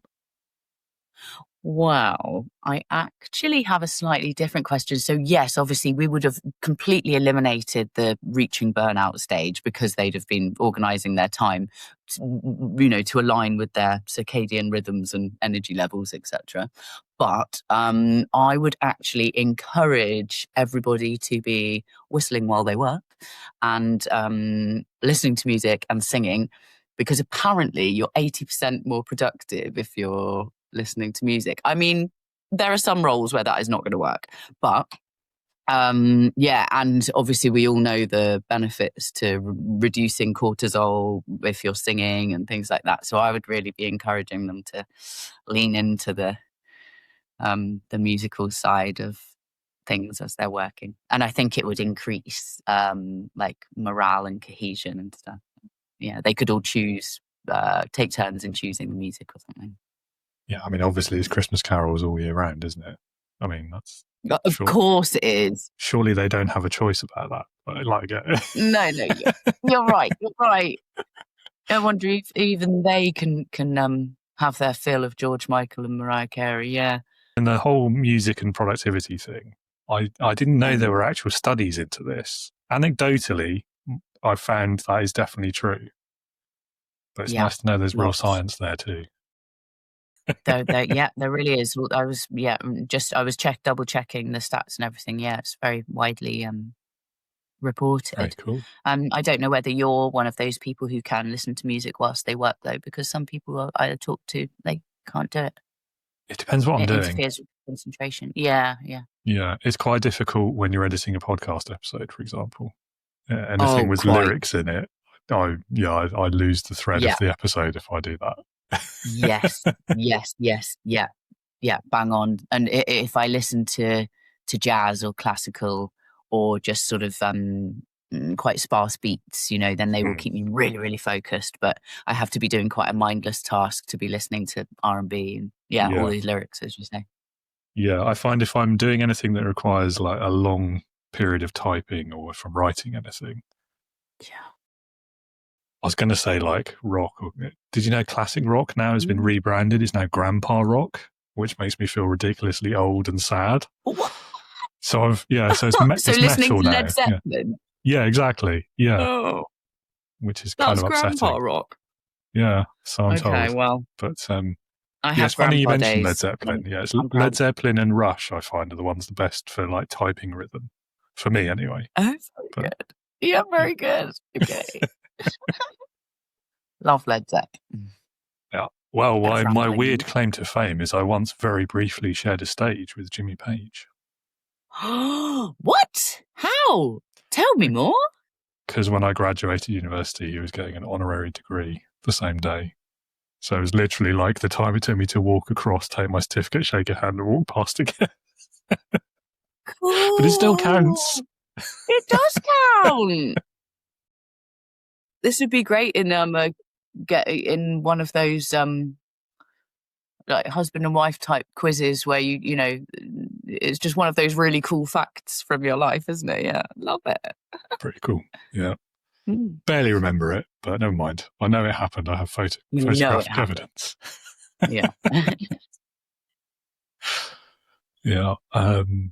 Well, I mean, on the subject of music, I have to ask you this one, don't I? Like, if your leadership had a Christmas soundtrack, which song would be track number one? I found this a little bit difficult, but then I thought, and it has been said that this is one of my, this is an Emma song. The Sugar Plum Fairy dance. I don't know the real name for it. Is it the Nutcracker Suite? Yes, it's the Nutcracker Suite. Oh, okay. Yeah, I'm with you. Yeah, that one would be it. Just dancing around, making sure everything's in harmony, and spot on precision. Let's keep the energy light. I don't know. That's it. Yeah. Fair enough. Yeah, that's good. Yeah, most people have struggled to come up with an answer to that one so far. So yeah, I knew you wouldn't let me down. No. It was a toughie, but that came to mind. Excellent. And I mean, it might be the same answer, but what's your Christmas guilty pleasure? I would say it's probably all the glutinous foods. Yeah. Okay. Like Stollen, stuff like that. Oh, absolutely delicious. But in terms of something that's, I don't know, cringeworthy or don't really have it. Last year I discovered anchovies on a plate with sprinkled almonds over the top. Most people think that's a bit gross, but actually delicious. Yeah. Look at your face. No, thank you. Full of vitamin D, all the good oils. Yeah, but, I'd rather just stand outside for a bit. Yeah. Yeah. So that Yeah, might that's, fit the bill. This seems to be a growing Christmas tradition, actually, on the podcast episode, because last year someone else grossed me out with some food-related thing. I think it was mint coffee or something. Oh, yeah, that's odd. That's an odd combo. Mint and coffee don't go together. Mint and chocolate I'll just about accept, but yeah. Only on after eights. Yeah, we had to agree to disagree on that one. Yeah. Like coffee, so it would be like a mint mocha. I think it was something like that, yeah. But yeah, I had a similar reaction. Yeah. Yeah, I don't think I'll be trying that one. No, me neither. It felt a bit like a marketing department somewhere had forced a Christmas edition of something, and that was the best they could come up with. Yeah. Well, as we're veering into the slightly controversial Christmas takes, I've got 2 questions for you. You get to answer both of them this year because one was from last year. So this year's Christmas controversy is about festive decorations, candy canes, mince pies, other Christmas-themed things. How early for you is too early? I mean, I think when Halloween needs to be over for me. Halloween has got to be over. So really it needs to be at least halfway through November before these things start flooding, the shops and our brains, our every peripheral vision. And yeah, I am just such a sucker for mince pies. And in the UK, my dad always buys mince pies from all the different supermarkets, and then we do a taste test if I'm there in the UK, and like a magazine would, giving them all marks and then working out which is the best. And yeah, I do miss doing that. But it's really hard to get mince pies here. Really hard. Like there's one shop that occasionally does them. It's just not a Spanish thing at all. But yeah, so I do love mince pie. You have to get a care package sent across. Yes, only I'll have to pay import duty on it. So oh yeah, stupid Brexit and politics. I know. Yeah, I think you've given. I could make some of these, couldn't I? You could, yeah, I guess. But I feel like there's a couple of the ingredients of mincemeat might be difficult to get as well. Oh, exactly. No, I've looked for it before. Yeah, I have to order it from some sort of British expat supermarket, and it's all too much of a faff. It's annoying, isn't it? Yeah. There must be an equivalent you could substitute to do a bit more research. Well, the Stollen is fitting the bill. Yeah. Yeah, it's quite similar, isn't it? Yeah, just flavour wise, anyway. Yeah. Yeah. Nice. Great treat. Yeah. And you've given what I think is the only sensible answer to that question as well. I think all these people who are having mince pies in like June or July or whatever, or leaving their Christmas decorations up all year. Like the lazy part of me that appeals to, because you'd have to take them down and put them back in the loft. Agreed. But still, it takes the magic out of it if it's all the time. Totally. And you just go blind to it if it's there all the time. I think it's bad luck as well. Agreed. And we don't need any excuses for anything to go awry. Exactly. Yeah. Good. I'm glad we agree. With you on that, as all sensible people do on this issue. Yeah. I know which side my bread's buttered. Okay, last Christmassy question. The lump of coal for the naughty child feels a bit out of date to me. What do you think the modern equivalent should be? Oh, interesting. So I didn't realise that they were traditionally given to the naughty child. I thought that it was just they were given to everybody because everybody was poor and, it would give them a bit of heat for 20 minutes. I mean, sometimes maybe. No, you've all been naughty this year. Yeah. Right. Whoops. So I thought a battery would be the modern equivalent because it could power something. But yeah, I mean, it still works though, because I can't imagine many kids being happy with a battery. What am I going to do with exactly. That? It's still a bit of a dud random item to find at the bottom of the stocking. Yeah, I think it works. Yeah. Oh, I didn't know it was for the naughty children. I feel bad now. What, because you've been giving out lumps of coal for years? What? Yeah, making everybody If think they're only really someone had special. told me. Yeah. Yeah, I've just forgotten about that. I used to like getting an orange in the bottom of the stocking, though. Oh, yeah, I don't get any stockings now. No, I need to make myself one. Lovely. In- Well, that here endeth our Christmas conversation, I think. Thank you for coming back here again. ended. Yeah. Thanks for inviting me, David. It's been Of great course. fun. And last time we ended talking about Avatar, there's a new Avatar coming out, isn't there? Oh, good. I'm so pleased about that because I loved the first one. Oh dear, you didn't. Did you not? No, it wasn't for me. What a It's shame. just Pocahontas in space. There's nothing original about it. Like, what was the point of that film? Totally. Yeah, I know. I love the effects. I'm going to treat myself and go and sit in the luxury cinema. But yes, thank you so much for enough. having me. This has been great fun. I Yeah. hope you have a really lovely Christmas. And just really appreciate being asked all your interesting questions. Yeah, well, Here's thank to you for a coming back. great year. Thanks. Yeah, thanks for coming back. And yeah, have a lovely Christmas. This will actually be coming out on Christmas Day this year because the week has worked just right for me. But obviously we're recording What a it before treat. that. So yeah, have a great day and all the best for the new year. You too. Thanks, David. Jodie, welcome back again. Second time this year? Second time. Yes, it is. Yeah. Yeah. Well, it's nice to have you back. Happy Christmas as well. Yeah, I think you might be the first person to actually say those words to me, David. I don't know what's going No. on this year. Yeah, I Surely know. not. Maybe I'm just living in a miserable household. I think maybe that's what it is. Well, it's that funny time of year, isn't it? Because obviously we're not recording this on Christmas Day. Sorry to burst the bubble for any listeners. Don't. You're pulling the curtain back. Yeah, well, but it's that funny week, isn't it? And particularly because it falls during the week this year, so we get a perfect Christmas week next week. But I do feel it makes this week feel a bit weird. Half the people I talk to are like, I'm done. I'm not working this week. And the other half are like, I'll never get anything done. Oh, is it nearly Thursday? Oh. So, yeah, exactly. Yeah.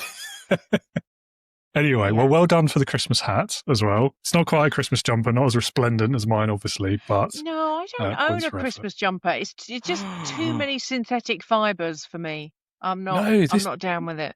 Get a good one like this, like it's knitted, it's proper, like 100% cotton and everything. Blimey. They do exist. Oh. Yeah. And it's Star Trek themed as well, even better. I mean, you see, that passed me by. It gave off Christmas vibes, but then I was out. I didn't, see? Not being a Trekkie. Takes a lot of effort for that sort of thing, though. Took me ages to find this one. Star Wars ones are really easy. I get one of those a year. Yes, my kids have had some of those before, yeah. Yeah. Anyway, so your first appearance on the Christmas special, which means you get all of the great best questions that everyone who's been on before has already answered. And we'll kick us off. I feel like you might have quite a good story for this one, but I might be putting you on the spot a bit there by saying that. So what is your best or worst office Christmas party story? You can choose best or worst. There's a couple springs to mind. I spent about a decade in marketing at the height of kind of agency madness. So there was a bar in reception. I think that sets the scene as much as we need to set the scene, okay? But if you wanted to know the state of my liver at that point, shabby. So what they were very good at was parties. We had a fancy dress party, and I loathe fancy dress. I mean, the fact you've got me in a Santa hat is quite the achievement, David. I'm not a fan. It was fancy dress, and it was kind of compulsory. And I was in my 20s, so I don't know why I went as a hot flush, but I went as a hot flush.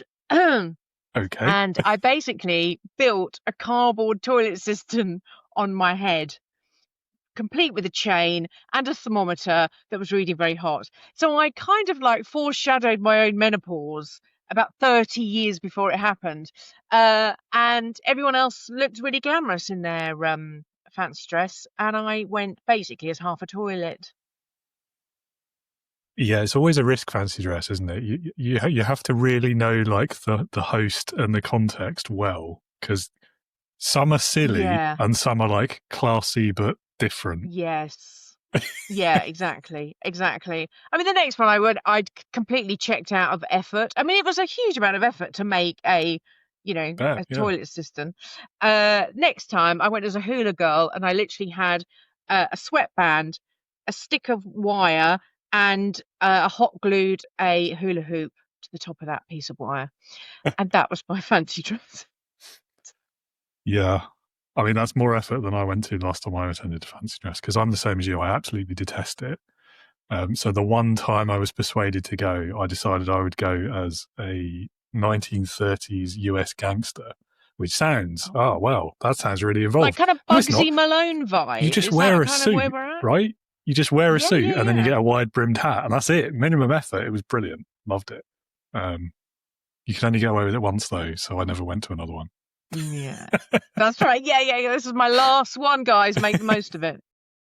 Absolutely. The best stories I find do tend to come from people with marketing backgrounds in that sort of period of time. There are stories. It wasn't a Christmas party. There was a party where one of my team, oh my God, how should we put this? Because you don't want to have to put an explicit warning on this podcast. He decided that what a bowl of crisps on the table really needed was the addition of one of his appendages. Should we leave it at that? Oh dear, oh dear. And the And I chairman bet he was got away within with it as sight. well. Yeah, just about, I think. Like, doing that sort of thing these days, you would literally get arrested, and rightfully so. Yeah, absolutely. Yeah, I mean, yeah. We all look at back in the day with rose-tinted glasses, but honestly, some of it. Yeah. I mean, that's coming close to. So I said marketing earlier, but actually the top two at the moment for craziest office stories are from HR people. Yeah. But one of them crosses over with a crazy Christmas story as well. So like double points, I think. Oh. And that was from I think it was last year, might have been the year before. But anyway, a rather tone-deaf boss decided that the best venue for their Christmas party that year would be a strip club. Ooh, that's a choice. It's a good story, that one. Yeah, I'd love to know what he's doing now. Like, what happened for the rest of his life after that? Yeah. But even the stuff like, so, we had lots of client parties and et cetera, and they were pretty wild. We had cigarette companies as our major clients. So we'd have parties with giant punch bowls heaving with fags. And we don't and everyone would just be like helping them. I mean, it was when you think back, and we were like, sure. I should say, actually, yeah. For any Americans in the audience in the UK, in case you don't know, fag is slang for a cigarette. Not the other meaning. Yeah, they were different parties, the other ones. And no shade thrown here on whatever party flavour you fancy. Yeah, it was just mad to have but they were the days when you'd go into the boardroom for a meeting and everyone around the table would be smoking. Yeah. I'm glad I missed those days, to be honest. Yeah, my lungs wish I did, but there we go. Yeah, I got in that, I don't know, I suppose it's a good time slot. It was a long time after alcohol wasn't good in the office anymore, and just after smoking. Like, I think the smoking ban came in a couple of years after I entered the workforce, but luckily nobody I worked with smoked indoors anyway. They're all polite. Yeah. Well, we did it incrementally. We would, so the ban, I mean, that was nothing to do with this decision. So we used to be able to smoke all day at our desks. Then it became, if you want to smoke, you got to go out in the lift lobby. So there'd be a few chairs by the lifts on every floor that you could sit and have a smoke. Then that got banned, and it was after 5 p.m. So literally, we'd all be like, tick. We'd have a cigarette, and we'd have our lighters, and we'd be watching the clock, 4:59, and then suddenly there's this chorus of, as we all, yeah, mad days. But there you go. Yeah, it's quite a red flag in hindsight, isn't it, about the addictive nature of them? Anyway. Yeah, but simpler days. I guess so. Right, so back to Christmas. Well, this one seems to be quite popular this year. I've had some interesting answers to this one. So go on. if Father Christmas were to put you in charge of the North Pole for one day, what's the first leadership change that you would make? That's a good question. What leadership change would I make? See, because I think he's sort of got it sussed, hasn't he? I mean, he is, and obviously this is coming from my bag. As a leader, he has absolutely nailed his brand. I mean, it's a case study in how to do branding. He's got the brand language sorted. He's got his color palette sorted. We could all learn a few things about customer insights from him, because he literally gets his customers to write in and tell them exactly what they want. Now, if our customers did that to us, we'd be ho-ho-hoing all the way to the bank. He's got it. He's a clever little sausage.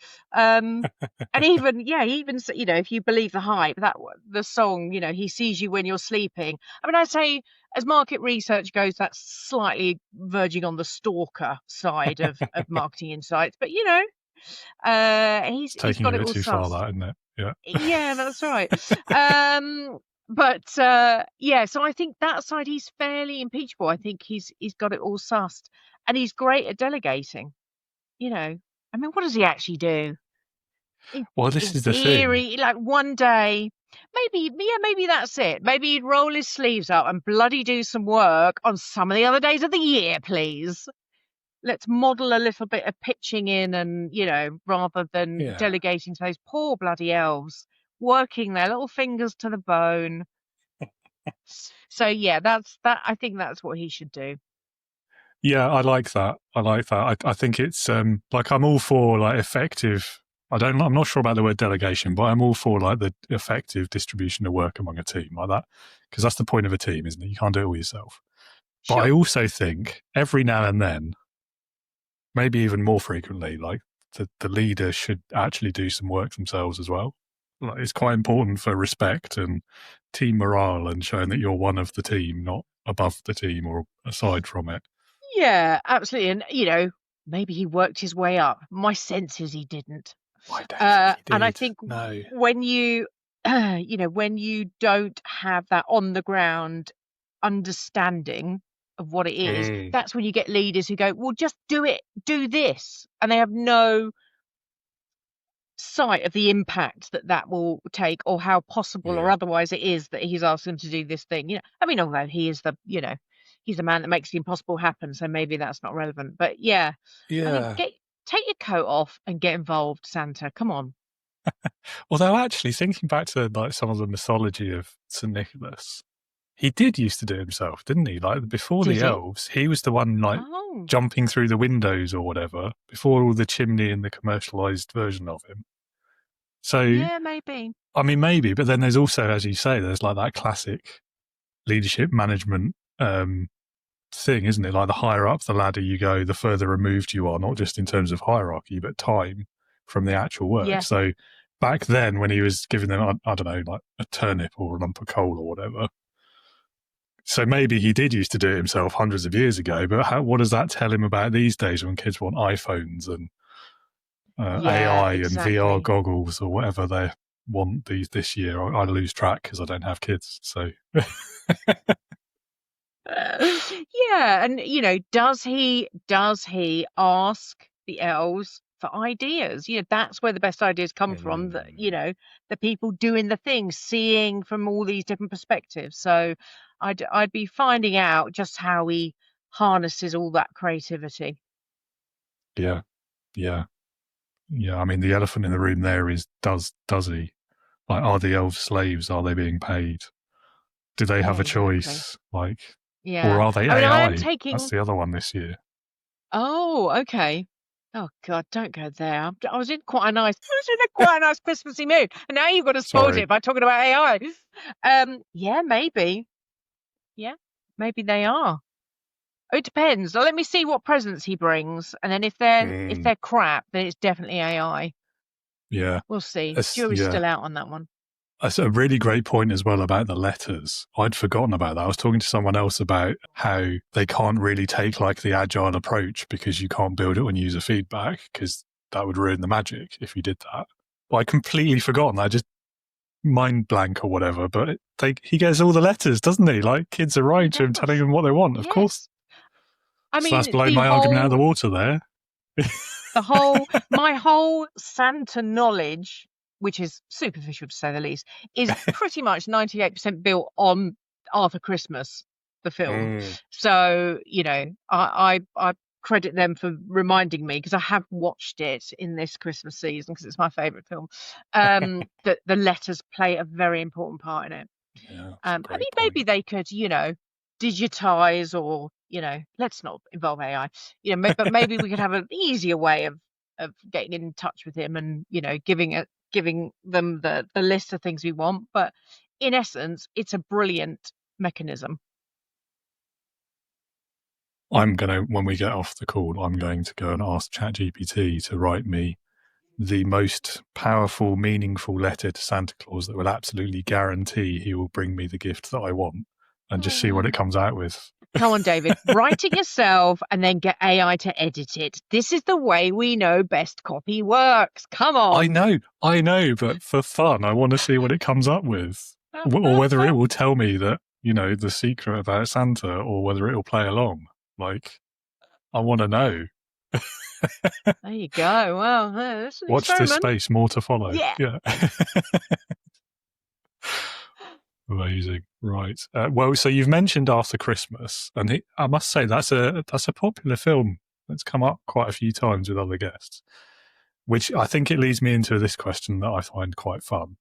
Which Christmas movie character best represents your approach to leadership, and why? Well, okay, so if we're taking Arthur Christmas, then I think Arthur has to be it, because he doesn't lead, but he gets the mission done with oodles of empathy and kind of accidental credibility. And I like that. Yeah. In complete contrast to his brother, who, is all over the tech. He's an absolute bro, and everyone's kind of generally pretty scared of him. He's dismissive of what went before. He's dismissive of Arthur and his emotional intelligence. And yeah, I think, in terms of a leadership lesson, it's all there in that 90 minutes of, kind of animated beauty. So I definitely go Arthur, because I think, what we can accidentally suck out of, an organization, or how we deal with our clients, or whatever it is where we use technology to become so uber efficient. All personality and creativity is sucked out of the entire process, thus leaving us joyless. And, and I think at that point, you might as well just hand it all over to AI. Arthur brings us a humanity, and that is what we should never sacrifice in this relentless and rather tedious pursuit of efficiency.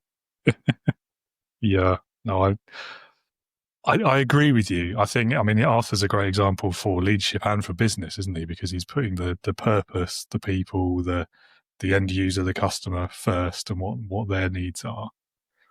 At the same time, though, an undertaking the scale of the North Pole and what Father Christmas does every year, surely, like, you've got to look for some efficiencies, or you're never going to do it. You can't rely on magic alone. What? I don't think.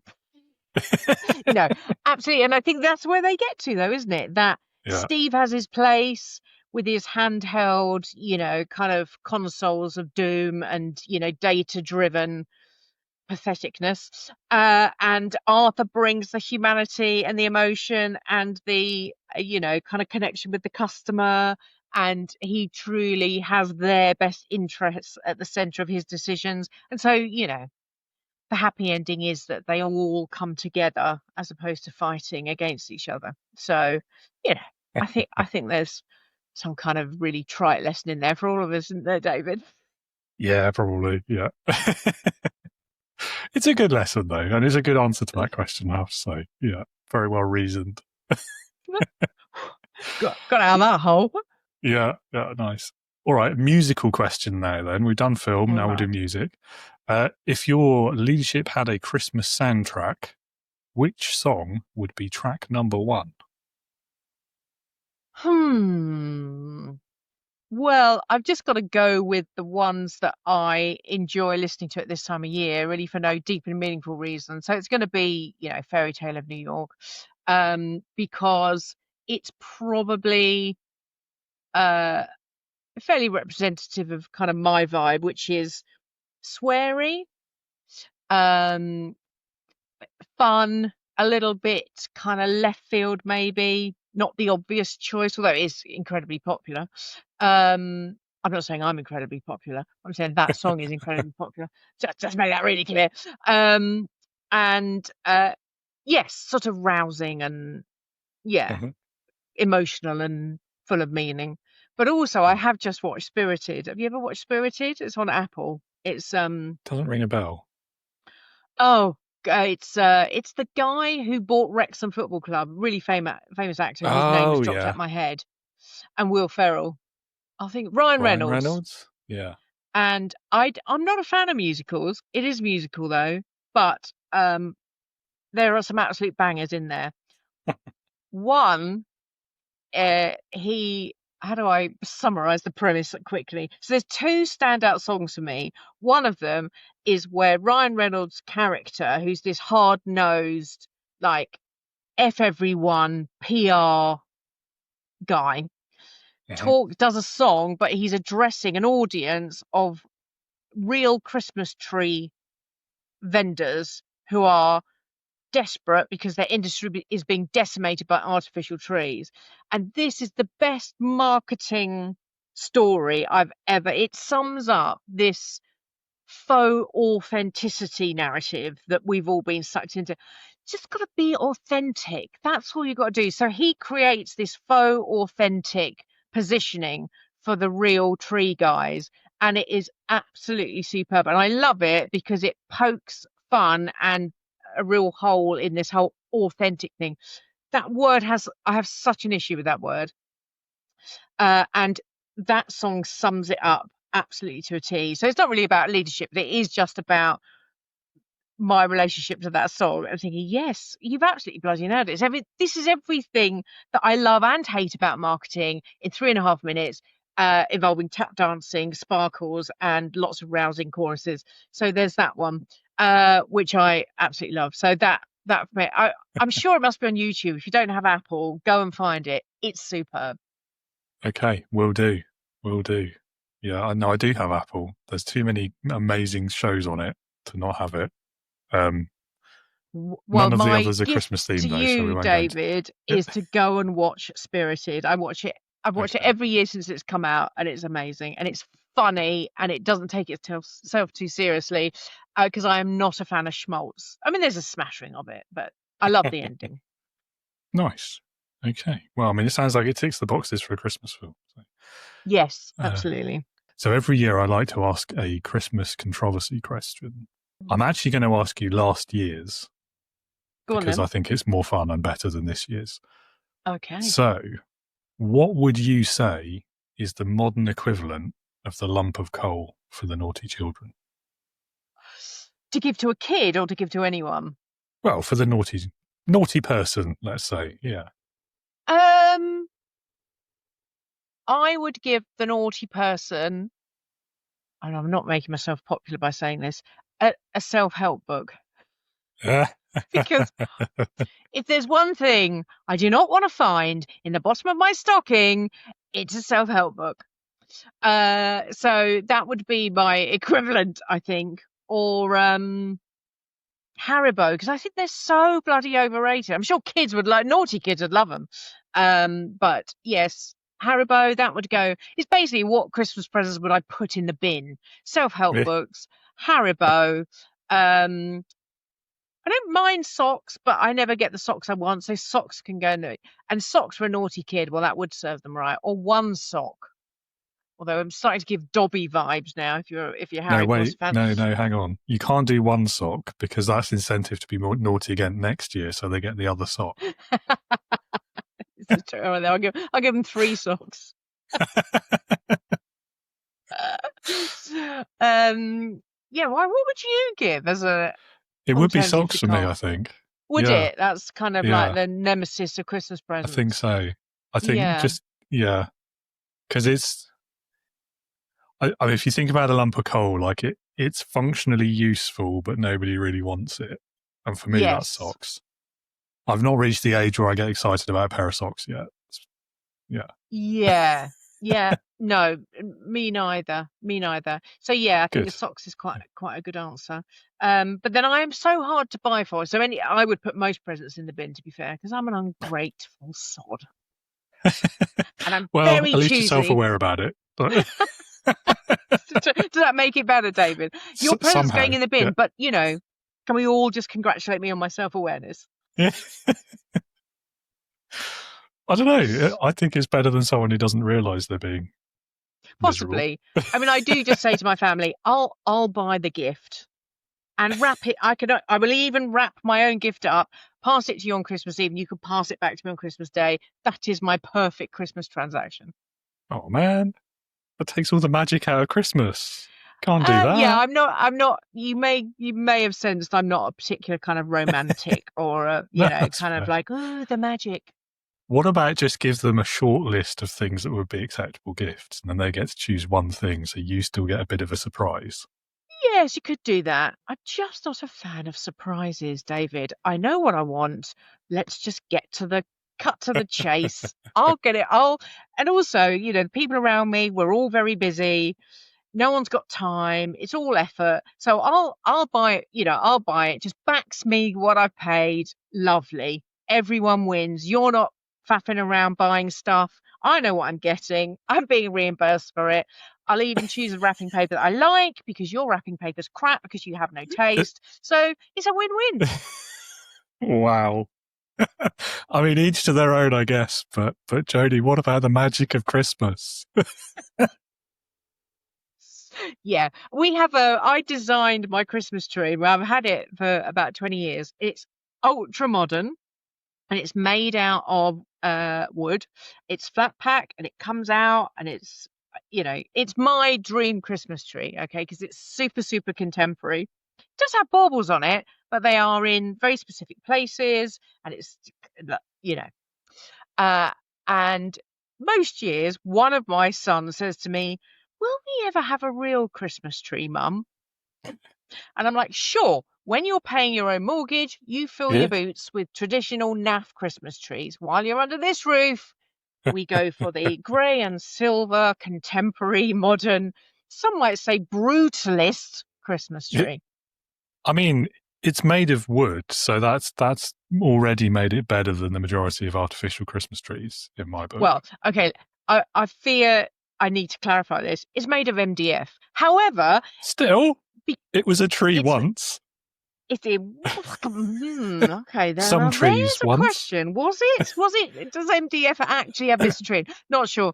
But it is over 20 years old. So all the kind of carbon footprint I've saved. Yeah. And I employed a craftsman to make it for me from my designs. So, I was giving back to the local economy. And no one will persuade me that it looks like an absolute modernist eyesore. I love it. It does sound a bit of a well-practiced defence, that, though, I have to say. That's right, yeah. When visitors come and they look at the tree and they go, interesting. You think, that's brave. I know my taste is, niche. Oh, fair enough. But it's your house, as you say, so why not? Absolutely, yeah. And my husband would like a real tree as well, but, he knows which side his bread's buttered. Let him have one in the garden or in the shed or something. Yeah, that's right. We've got plenty of trees in the garden. Go and hang your baubles on there and shut up. Yeah. Amazing. Well, I was going to ask what your Christmas guilty pleasure is, but I think it's that tree, isn't it? I think Although, do you feel guilty about it? Zero guilt. But then I don't think any pleasures should be guilty. That's fair. Okay. I mean, that doesn't harm anyone else, and blah blah blah blah blah blah. Uh-huh. Yeah, fair enough. Well, Jodie, thank you for being with us today. Merry It's been really Christmas good again. fun. Yeah, that's the goal. So I'm pleased to hear that. Yeah, good. And despite Yeah, everything I said that is putting me firmly in the Grinch camp, I am very much looking forward to Christmas. So Merry He's Christmas wearing to a green everyone. hat as well. It's Grinch coloured, that hat, isn't it? Just realised. If the lights were a little bit lower, I'd probably pass for the Grinch, to be fair. But I'm all right that's with a little that. unfair. I'm fine with that. Oh dear. Well, I hope you enjoy your contemporary Christmas this year. Yes. And all Well, the best I for will. the new year. No one else will, but I definitely will. At least you're honest. Yeah. Kelly, welcome to Leading with Integrity for the first ever time. It is, yeah, bizarrely. Yeah. Pretty rare to have a first time guest on the Christmas special, I have to say. So I'm honoured. Yeah. You'll have to come back and do a full episode, a proper episode at some point in the new year. Definitely. Yeah. Right. So Christmas silliness. Glad to hear I'm your last meeting or event of the year, more or less. That's that adds fun for me at least, if not for you. Absolutely. I did refrain on opening the wine now. I thought I'd wait. It's fine. I mean, there's two schools of thought there, aren't there? Whether it makes it more fun or not. But Absolutely. I mean, on the subject of opening the wine too early, let's hear a story about your office Christmas party experiences. Best or worst one you've ever been to, your choice. Oh, can I give you both and just be quick? Is that all right? Oh, yeah, definitely. We like that. So I'll give you the worst one, and this is more the work making a point, bit boring answer. Worst Christmas party is the one that you don't have. Because when you run your own business, December does become a bit of a, right, got to get that done, got to get the to-do list, clients, payrolls, deadlines, whatever it is you're doing. Before you know it, everybody else is telling you that they've finished, clocked off. It's 9 o'clock and you're scrabbling around looking for Spotify and Christmas tunes and a manky old mince pie. So it's the one you didn't have is the worst one. The best one was I met James at a networking Christmas party. There you go. That was the mark of the start of our relationship. So, of course, that was my best Christmas party. Is he like behind the camera? Do we? No, I didn't even have to say it. I didn't even have to, but I did. Just there you go. That's how much I love him. Oh, bless. Yeah. I mean, that's two really nice in different ways, I guess. I very much feel the worst one. I think that's. Especially being solopreneur, it's like, who do you have a Christmas party with? I have found the solution, though. It is Alan and Emily's Christmas shenanigans, or a networking group Christmas one, such as yours. There we go. Bit of a plug in there as well. Yeah. And I mean, I can't argue with your best one either. Fair enough. I'm going to make sure he sees this as well. Just clip that bit and send it to me. Yeah, definitely. Next Christmas question. Let's go with some silly ones. Which Christmas movie character would best represent your approach to leadership and why? Well, I desperately wanted to fit Kevin from Home Alone into this one, but I just couldn't do it purely because it's my favourite film in the world. So I'm going with Buddy the Elf. Nice. So hear me out on this one. So I am relentlessly enthusiastic to the point of annoying sometimes. I genuinely do believe people are capable of magic when you support them in the right ways.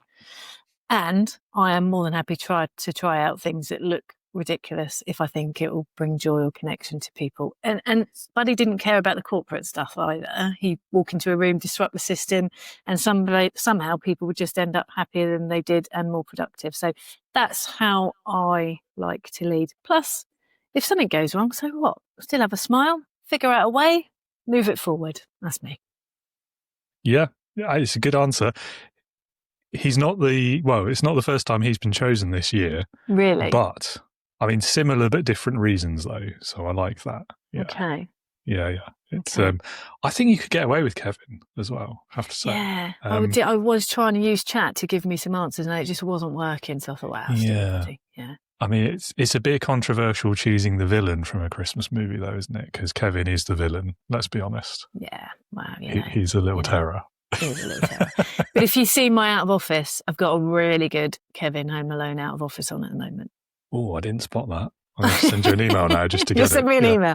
To be fair, though, Rachel Harwood said to me, you're going to get more emails than you would have done because already 5 people have emailed me to say that's brilliant. Yeah. Yeah, and then they get it again. And then they get it again. You just get in a vicious cycle then, don't you? Yeah. Yeah, definitely. Yeah. And the musical question, the variation on the theme, if your leadership had a Christmas soundtrack, which song would be track number 1? Well, it would definitely not be because I like the song.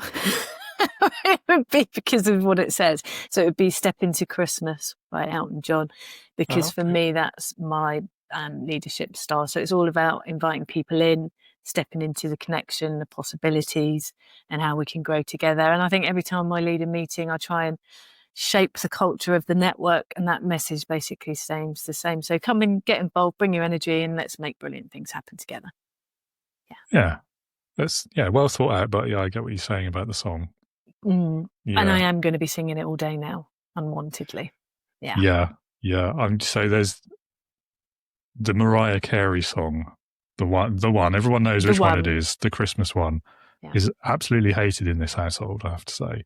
But somebody else has chosen it, and also it was sent to me as, I don't know if you've seen this one, but there's one of these internet YouTube type people has done a cover of it in the style of Ozzy Osbourne, which is absolutely amazing, and it's annoyingly has maybe converted me on the original song a little bit. Oh no! I know. I'm going to get kicked out. Yeah, headphones. What headphones are for? But yeah, your music taste can change, can't they? I guess is what I'm trying to say. But, yeah, definitely. Yeah. What's your Christmas guilty pleasure? Do you have one? Christmas guilty pleasure, other than sprouts, which isn't as guilty anymore because more and more people like them. Yeah, they're getting fashionable now, aren't they? It's fashionable now. Yeah. Do you know what? This year's guilty Christmas pleasure is going to be, we don't have any children with us this Christmas because one's with their dad and the other one's with her husband's family, which is a weird thing to say. So we are going to go for a walk in Southsea and go to the Wetherspoons because it's one of the only pubs that's open on Christmas Day for a quick drink, a bit of a celebration, and come home and eat seafood. So we're not doing a proper Christmas Day this year. Wow. Yeah. Was that deliberate, or it's just sort of worked out that way? It works out that way probably every other year. So we do our Christmas on the 27th when everybody's back and nobody else is fighting for people to be at their house. Yeah, that's fair. So we just think, just let everybody do their thing and we'll do it on the 27th. And it makes it a longer period as well, doesn't it? Yeah. No, that's true. Yeah, it draws it out a little bit, prolongs the fun. Yeah. And no Christmas presents till the 27th either. Oh, wow. That's committed. That is committed. Yeah. Although you do end up feeling really ungrateful because people were expecting thank yous and you haven't done it yet. So we have to tell everyone. Yeah. Yeah, I can see that. No, it's sort of the same for our family. We take turns about who goes to which mother on which day of the year. Yeah. The juggle is real, David. The juggle It really real. is. Yeah. Gets complicated, doesn't it? It certainly does. Yes, it certainly does. Yeah. Yeah. We've actually hosted a couple of years now. Don't tell Mum, but I think those are probably my favourite Christmases because it's in your own home and you don't have to rush around and get to someone else's, and I quite enjoy the cooking bit of it as well. So if you're hosting, you have to cook. So there's no argument about it. So no, I have to. Sorry. Exactly. It's an excuse to get out of the way for a little bit as well, isn't it? Yeah, you can hide in the kitchen. Definitely. Yeah. That appeals to me. That appeals to me. Now I can't let you go without asking some of the Christmas controversy questions. Oh, go on. So as it's your first time, you can do last year's first, which was fun, I think. Okay. The lump of coal for the naughty child. Yeah. Bit out of date, I think. Yeah. What is the modern equivalent, would you say?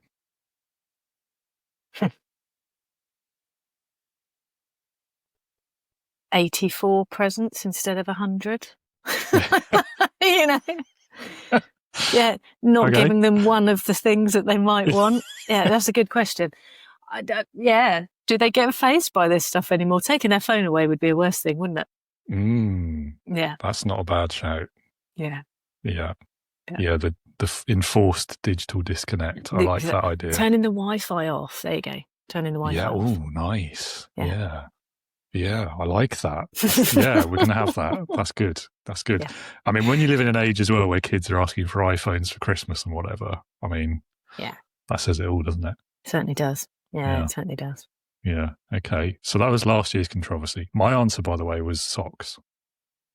Well, yeah, that's a pretty bad one. So this year's controversy question, again, it's come out of a source of annoyance for me personally. The festive decorations, the candy canes, the mince pies, the things on the shelves in the supermarket. Yep. How early is too early? Before December. Yeah. I mean, let's be realistic. They want to market, they're running businesses, they need to get it out there. But I think 1st of December is enough. Yeah. It is not the 1st of November, which is what I think we saw. Yeah. Yeah, yeah. You in agreement, or was that still early? I think most people are like mid-November at the earliest, or at least most people I've spoken to and asked this question of. There are a couple of outliers who just basically said, like, whenever you want. Not sure I agree with that. No. You can't do it too early. Otherwise, like, why ever take them down? Just do it all year round. It just becomes meaningless then, doesn't It's it? just wallpaper, isn't it? Yeah. And it's too long. I already feel like Christmas has been here for weeks.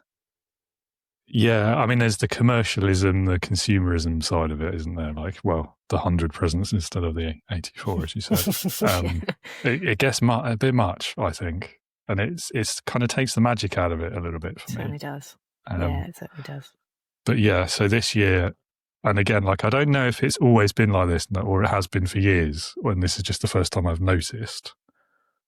But I spotted the Christmas stuff before Halloween in our local supermarket.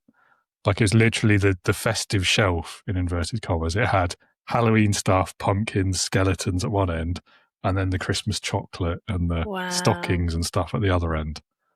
So that prompted this question because it annoyed me.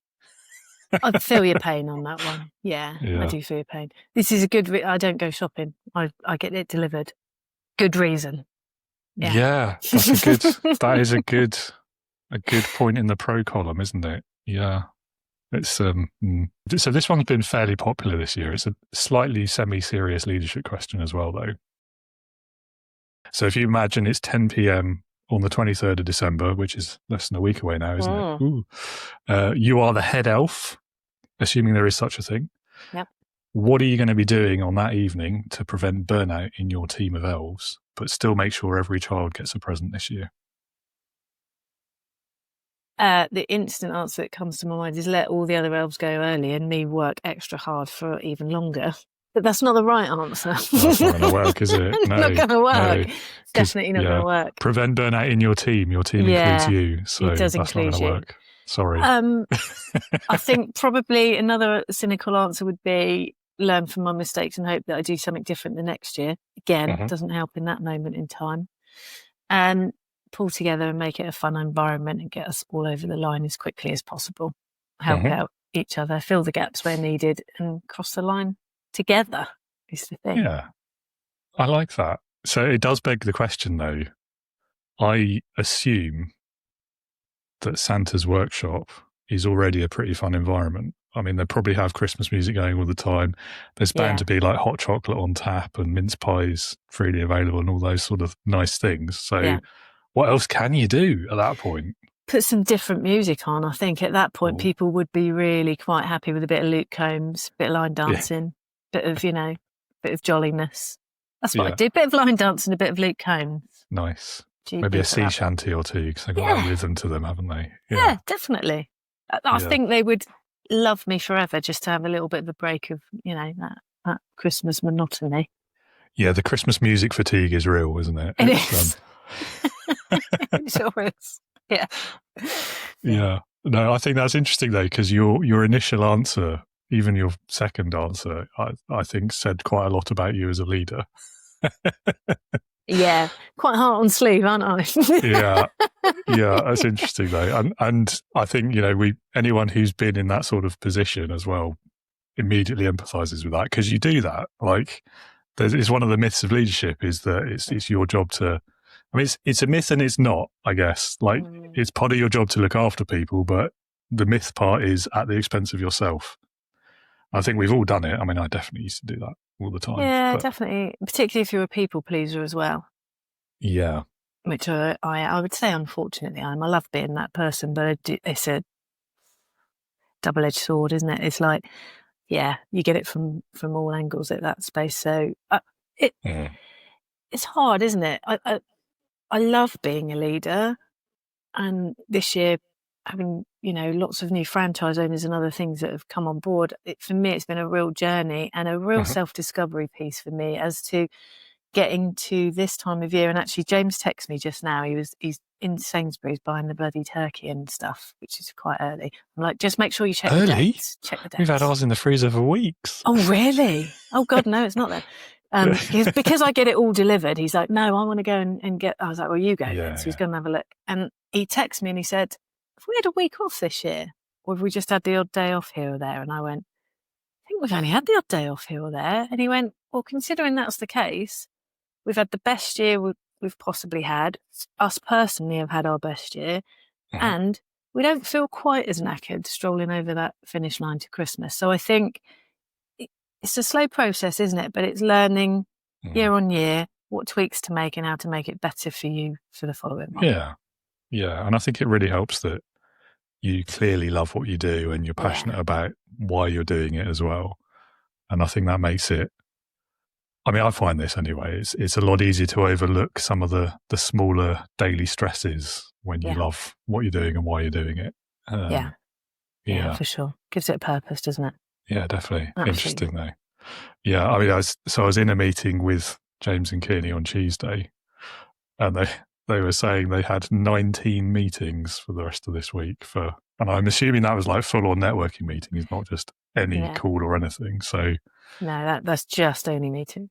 That's a pretty full-on week for the week before Christmas, I have to say. It sure is. It sure is. It's because we have to bump the ones up that are in the next week into this week. So where are we at the moment? We've got a little tick list on the board here, so we're ticking them off as we go. Nice. We have 1, 2, 3 left. Wow. 3 left. And I'm not in any of them, which is fantastic. So that's great leadership skills. Yeah, it's good delegation, that. Yeah, well done. Delegation. Yeah. Oh, lovely. Lovely. Well, I think that's probably the end of the Christmas special. So, Kelly, thank you so much for joining us today. Have a very Merry Christmas. Enjoy your seafood Christmas day and so on. And I hope the turkey gets back in one piece. Who knows? I'll worry about that later. But thank you, David. You too. You have a good one. Cynthia, welcome back. One of the more recent guests for the year. Yes. Good to be with you. Yeah, well, thanks for joining us again. And Merry Christmas. Thank you. Merry Christmas to you. I've got the ugly Christmas sweater on. I'm all ready. Yep. Yeah, you're definitely on brand. That's right. That's right. The jumper. Indeed. Tell us the story of either the best or the worst office Christmas party you've ever been to. You can choose best or worst. That's up to you. But over to you. Goodness, best or worst office Christmas party. I don't have any of those really, really funny ones where somebody gets, intoxicated and takes photocopies of their bottom or anything like that. So yeah, I guess I missed all the fun parties. You have to remember, David, that I was always in human resources. So I didn't get invited to the parties where the naughty stuff was happening. They didn't want HR anywhere near there. So I would say probably one of the most memorable would be when I was with the Cheesecake Factory restaurants. An amazing brand with amazing food. And so you always knew you were going to get sort of no detail left untouched. We had music, we had, everything was set beautifully. And of course, always the food was impeccable because they were serving restaurateurs and chefs and people in the business. So I'd have to give my vote to the Cheesecake Factory restaurants. Fair enough. So you obviously got off lightly with HR then and never having to deal with the consequences of a bad one. I did. Yeah. I think I missed out though. Yeah, maybe. I don't know. There's been some interesting ones over the years. I think a lot of them best avoided, to be fair. Yeah, exactly. Yeah. If Santa put you in charge of the North Pole for one day, what's the first leadership change that you would make?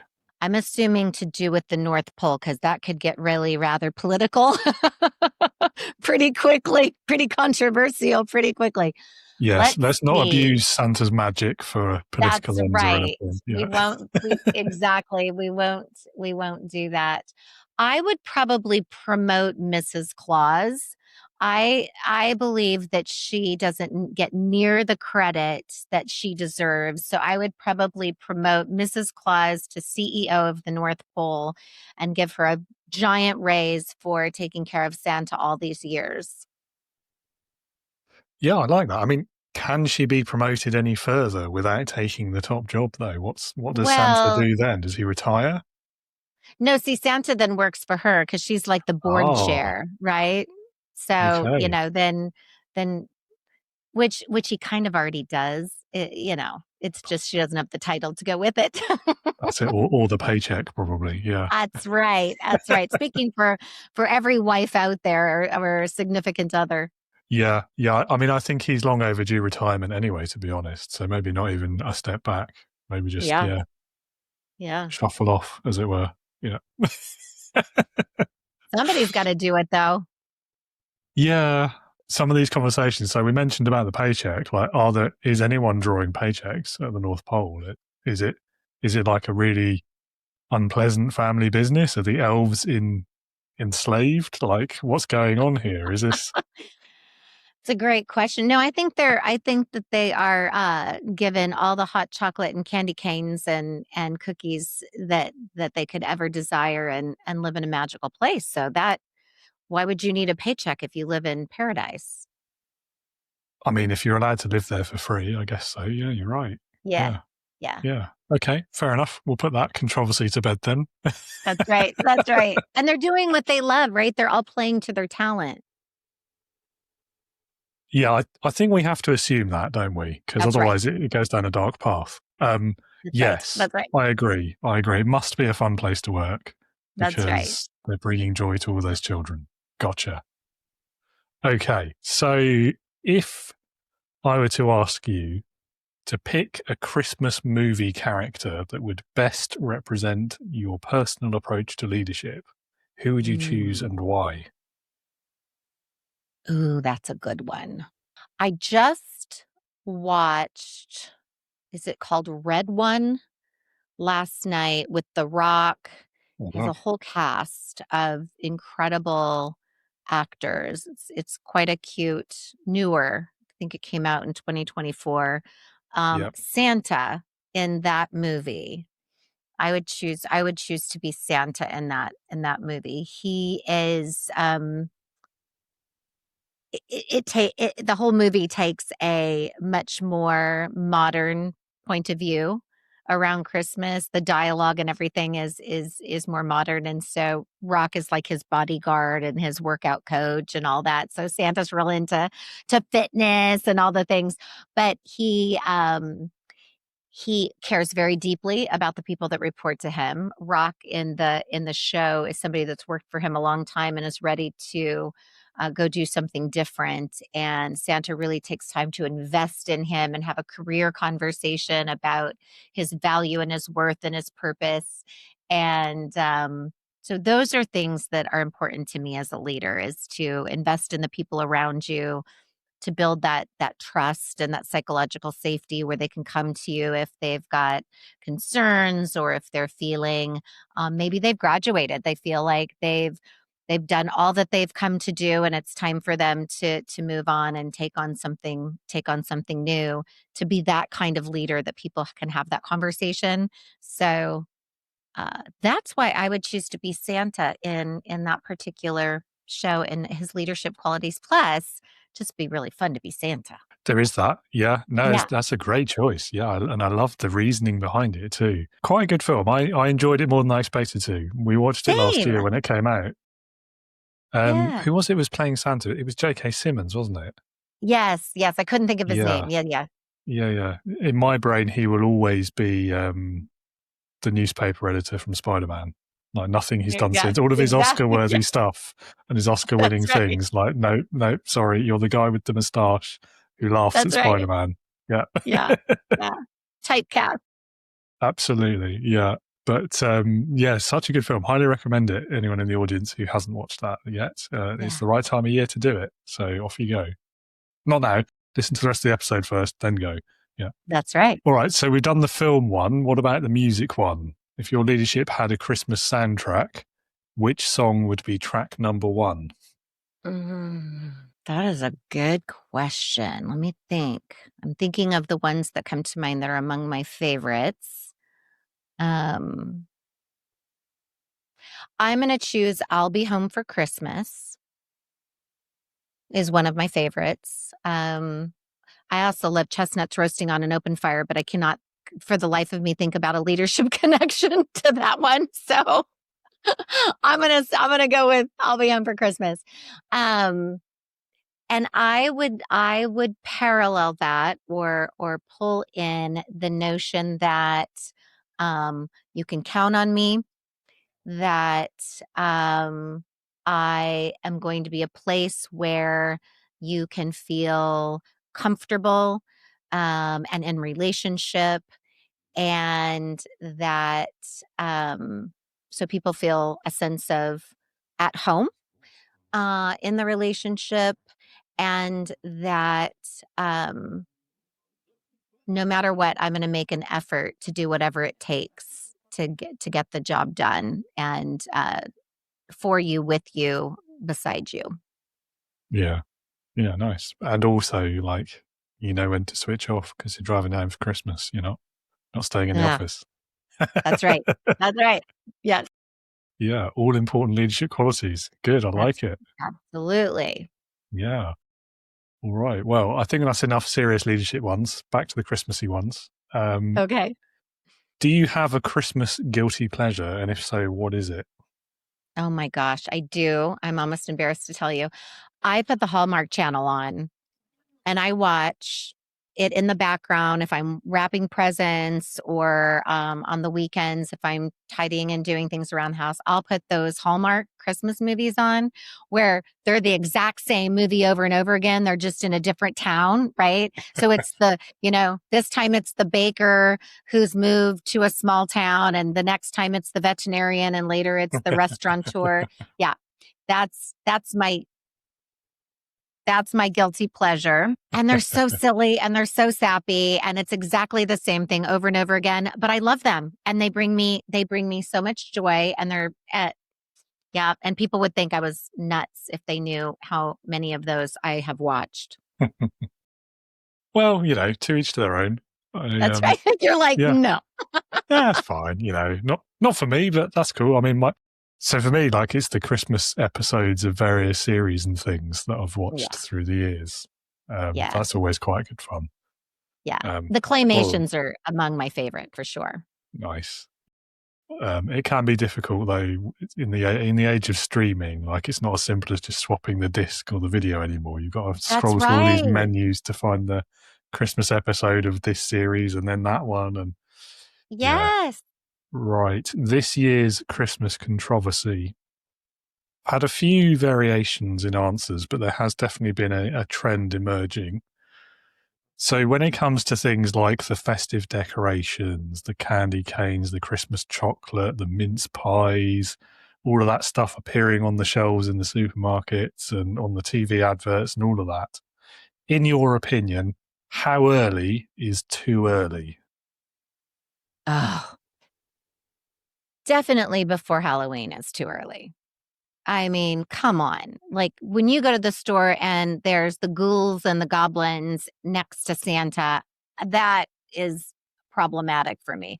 I used to be a don't decorate and don't do anything till after Thanksgiving. But I feel like as I've aged, the month goes by so fast and it's so much work that I'm now open to the idea that get past Halloween and then it's game on. Okay.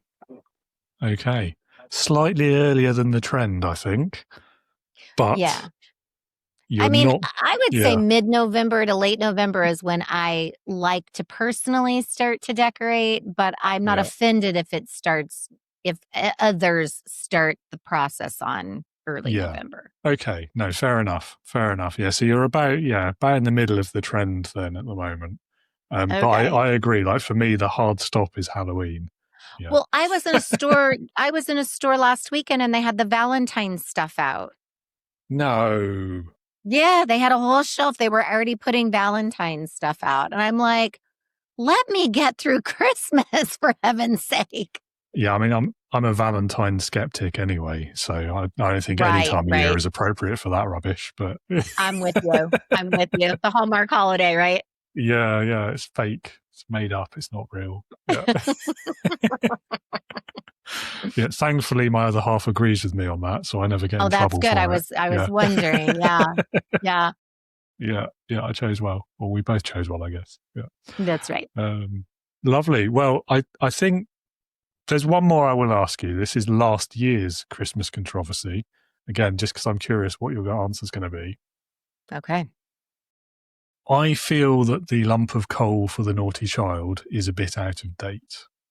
So what do you think we should replace that with in the modern world?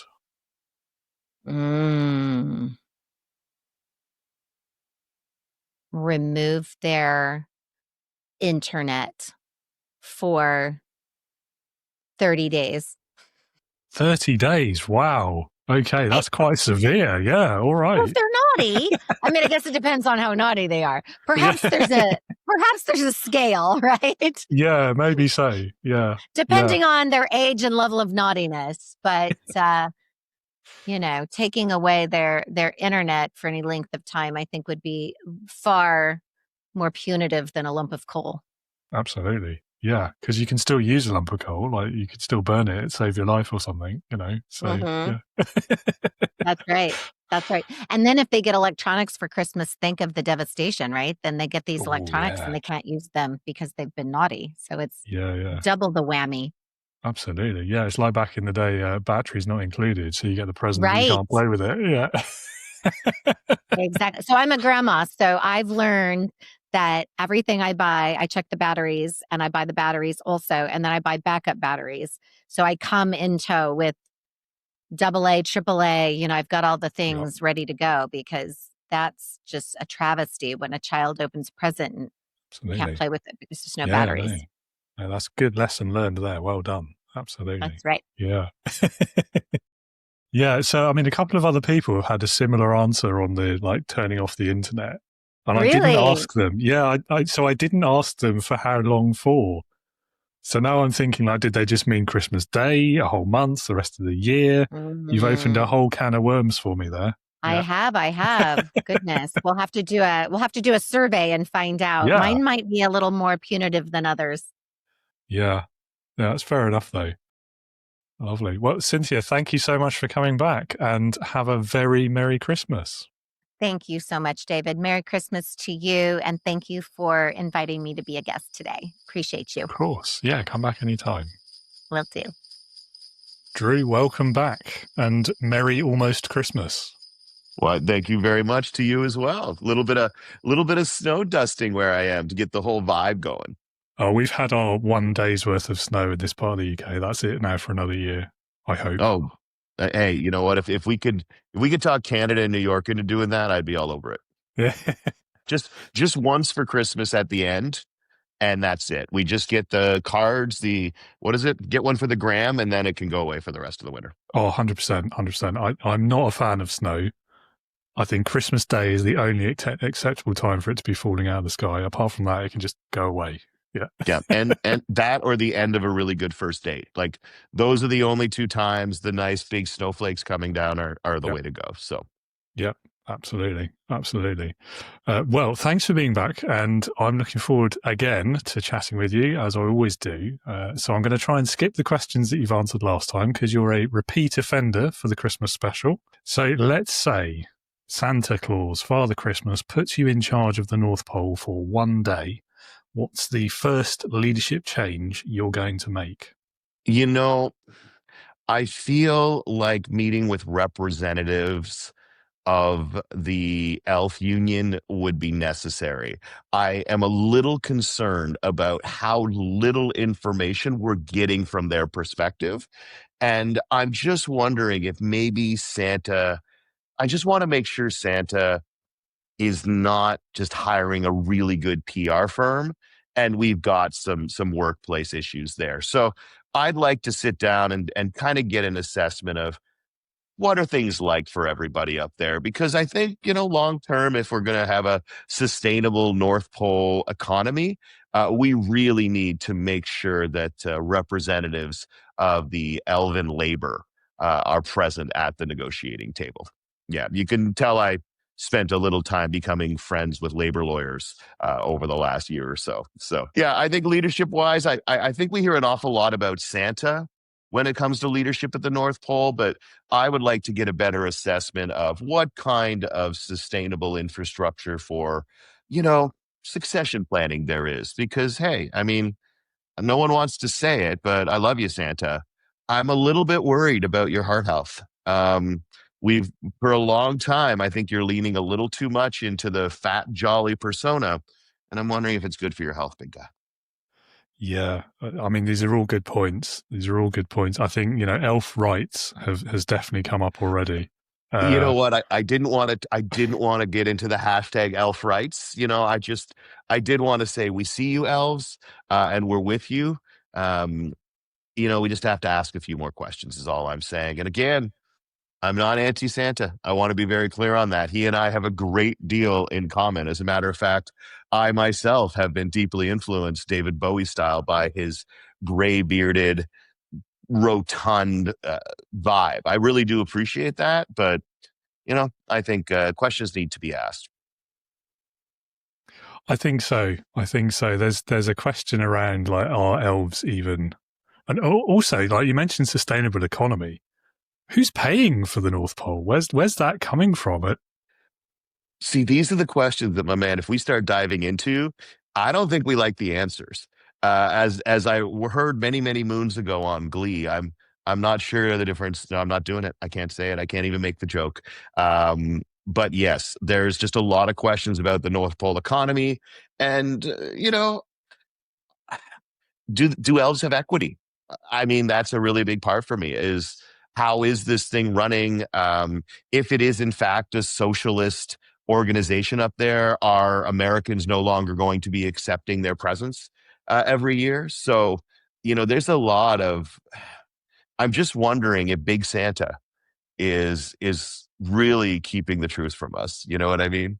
So I'm sorry if we're going to turn your Christmas specials into the Christmas conspiracy theory, but now that we're doing it, you really could create some quality North Pole conspiracy theories. I think you could. Yeah, I mean, it's all funded on dark money and proceeds of, I don't know, present theft. Oh my gosh, that's true. Like, is he eating those cookies? Or, I don't know, does Santa have some kind of reciprocal deal with Mrs. Fields? We don't know. I'm just asking questions. All I'm doing is asking questions, David. That's it. Yeah. I mean, I got to say, the Hatch Report would sound something like a good, you hear on the Hatch Report. I mean, one episode a year and focused on, blowing open the North Pole. And I got to be honest, man, I didn't expect the phrase dark money to appear in this particular. Well, we own to please. I mean, the elves as indentured slaves as well. I mean, there's a whole issue there, isn't there? And employment rights. What are the difference between elves and slaves? No one has explained it to me. No. But I would say this. Probably, I hate to say it, man. The first thing I would do when we get to the North Pole is I think there's something that just needs to be stated clearly and with no room for doubt. The North Pole is Canada's. That is our North Pole. I would be putting a big ass red and white Canadian maple leaf right next to whatever the North Pole flag is. I'm assuming it's red with 3 white hose on it. Also something I didn't expect to say on this particular podcast. But yes, the North Pole is Canadian soil. Russia, America, I'm sorry. You're just going to have to deal, period, with, period, it. Period. Candy cane at the end. Period. I actually got a candy cane on my desk as well. There you go. Interesting. So you don't see it as like Antarctica, where it's like by international agreement shared and all of this. It's definitely territorial. According to Instagram, Antarctica is an AI generated myth. So, right. Honestly, man, this is fun. I'm just going to come on podcast now and do conspiracy theories. It's cool because you don't actually have to have real answers. You can just make up whatever you want on the spot, and it becomes so much more interesting. And you don't even need to. I mean, there's so many conspiracy theories already. Like, you'd never run out. Hey, I was going to say I'd put a wall around it, but I don't know who's going to pay for it. Greenland? Not the elves. They're not even getting paid, are they? Again, there's just a lot of questions. David and I are not saying this is the truth. We're just saying someone should find out. That's it. Yeah. I want to be clear. Yeah, I mean, the fact that we don't know the truth is the disturbing part, isn't it? That's it. I'm just asking questions. I mean, 24 hours of darkness, I don't know what can go on up there. You know what I'm saying? And then there's also this thing of the North Pole is moving, isn't it? Like, or at least the magnetic north is moving. So is it even in the place we think it is? Why would you do that? Why did you do that to me 10 days before Christmas? This is the least fun. This is the least holiday fun I have had so far, David. The North Pole is moving. Sorry about that. Okay, if there's any reason we need to trust them even less, all right? This is a man who delivers presents at 3 times the speed of sound, and his home is moving and can't be located on GPS. I don't know. Just a lot of questions, David. Again, even more questions. This might actually be an answer to a conspiracy theory. This is why no one's ever found it, because it's moving. David, you've cracked the whole thing open. You really have. If all of a sudden, folks, if you stop hearing from Dave, if we are not here for next year's Christmas recap episode, it is this. It's because we got on the wrong side of Big Santa. Yeah. And you can't pin Big Santa down. Yeah. Also, my new hip hop name, Big Santa. I'm going to drop 1 album a year from 24th of December. There's going to be like a really rushed and unsettling retraction episode in January where we're appearing with black eyes and things. I just wanted to say that there is nothing going on. reading a little thing on underneath it. Yeah. I might do that anyway, just for a joke. But yes, moving on. We've covered all of these Santa conspiracy theories we could possibly think of for now. If I knew Morse code, I'd be like doing jingle bells right now. It'd be just a great Easter egg. Yeah. Sadly, the only one I remember is SOS, and I don't think that applies yet. I may have just given someone gingerbread cookie recipes with my blinking. So similar question, but a slightly different take on it, I think. So it's 10 p.m. It's the 23rd of December. You are the head elf, assuming there's some sort of management structure there. Well, let's not pick another conspiracy theory. Anyway, you are the head elf. What are you going to be doing to prevent burnout in your team of other elves, but still ensure that every child gets a present this year? Honestly, man, AI. I really think that hey, look, if I'm the head elf, probably the reason I'm head elf is that the previous elf just wasn't ahead of the curve technology-wise. And I think with the innovations in gift desiring, we have got to match that with the innovations in gift delivery. And I know that there are plenty of old schoolers out there who are more like, no, little tiny wooden hammers, little tiny crank working production lines. No, that's not it. For me, it's Elf GPT. And that, I believe, is going to be the key to not just more toys for children, but toys that break quicker so that we can make sure we can replace them the following year. Because, hey, hashtag partnership with any number of major toy manufacturers. So look for our partnership and our collab with Mattel coming up on Elf GPT. It's time for new leadership for the elves, my friend. And as head elf, you can expect more innovative and more independent thinking among the elven people. It's going to be awesome. That almost turned into an election campaign at the end, though. Hey, you know what? An elf election campaign. You know what? I'm not going to try to be funny for the rest because you have just won the call with Elflection. I've got to stop. I can't stop. Hey, look, man, I am well supported by the pointy shoed and red and white striped sock lobbies. And you know what? Come at me, bro. Yeah. I have to say, it's quite a cynical view of consumerism there, making sure it breaks before next year. Like, You I'm can not sure say about it's a that. cynical look at consumerism, or I can say that it's an innovative way of doing vertical integration and ensuring consistent customer retention. Wait till next year when we launch our Christmas subscription model, where if you want stuff in your stockings every year, you don't have to be good all year long. You just have to make a good payment once a month in perpetuity. Oh, but you can cancel at any time. I'm just going to assume the ADHDers won't, and we're set for life. Sadly, I think that plenty of finance companies have beaten you to that one. Yeah. I'm not sure about AI at the North Pole either. I don't know. Like, I'm a little bit of a traditionalist when it comes to AI generally, actually. It's starting to annoy me, if I'm honest. But anyway, on the Christmas theme, this is not the first time this has come up either. And there's a whole question about, has anyone actually ever seen an elf? Do they even exist? Have they been AI this whole time? And that's where AIs come from. I thought we were done with the conspiracy theorists. I know, but I can't help it.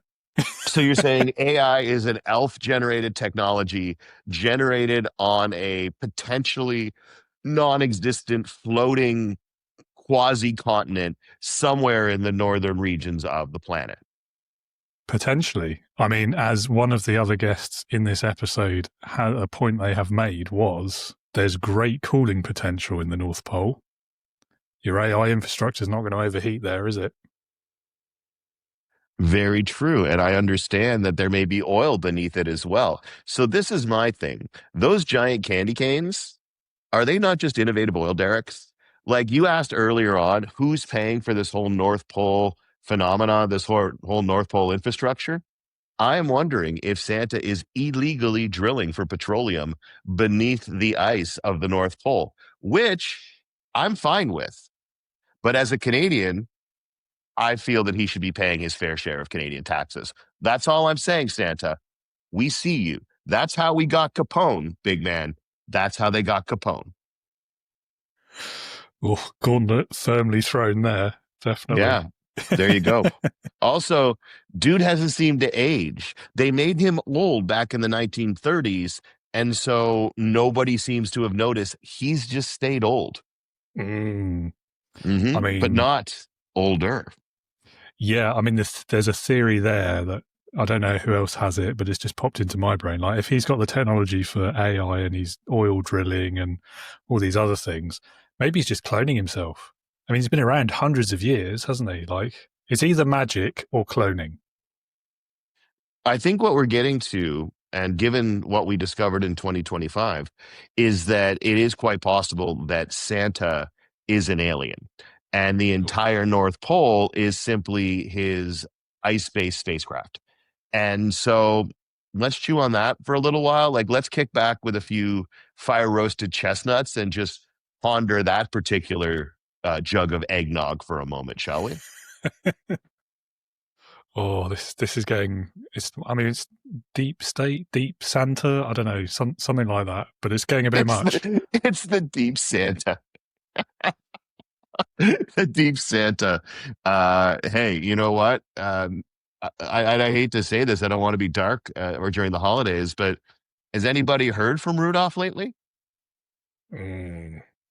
Like, let's face it, man. That guy should have his own talk show. Definitely, Rudolph would definitely have a podcast.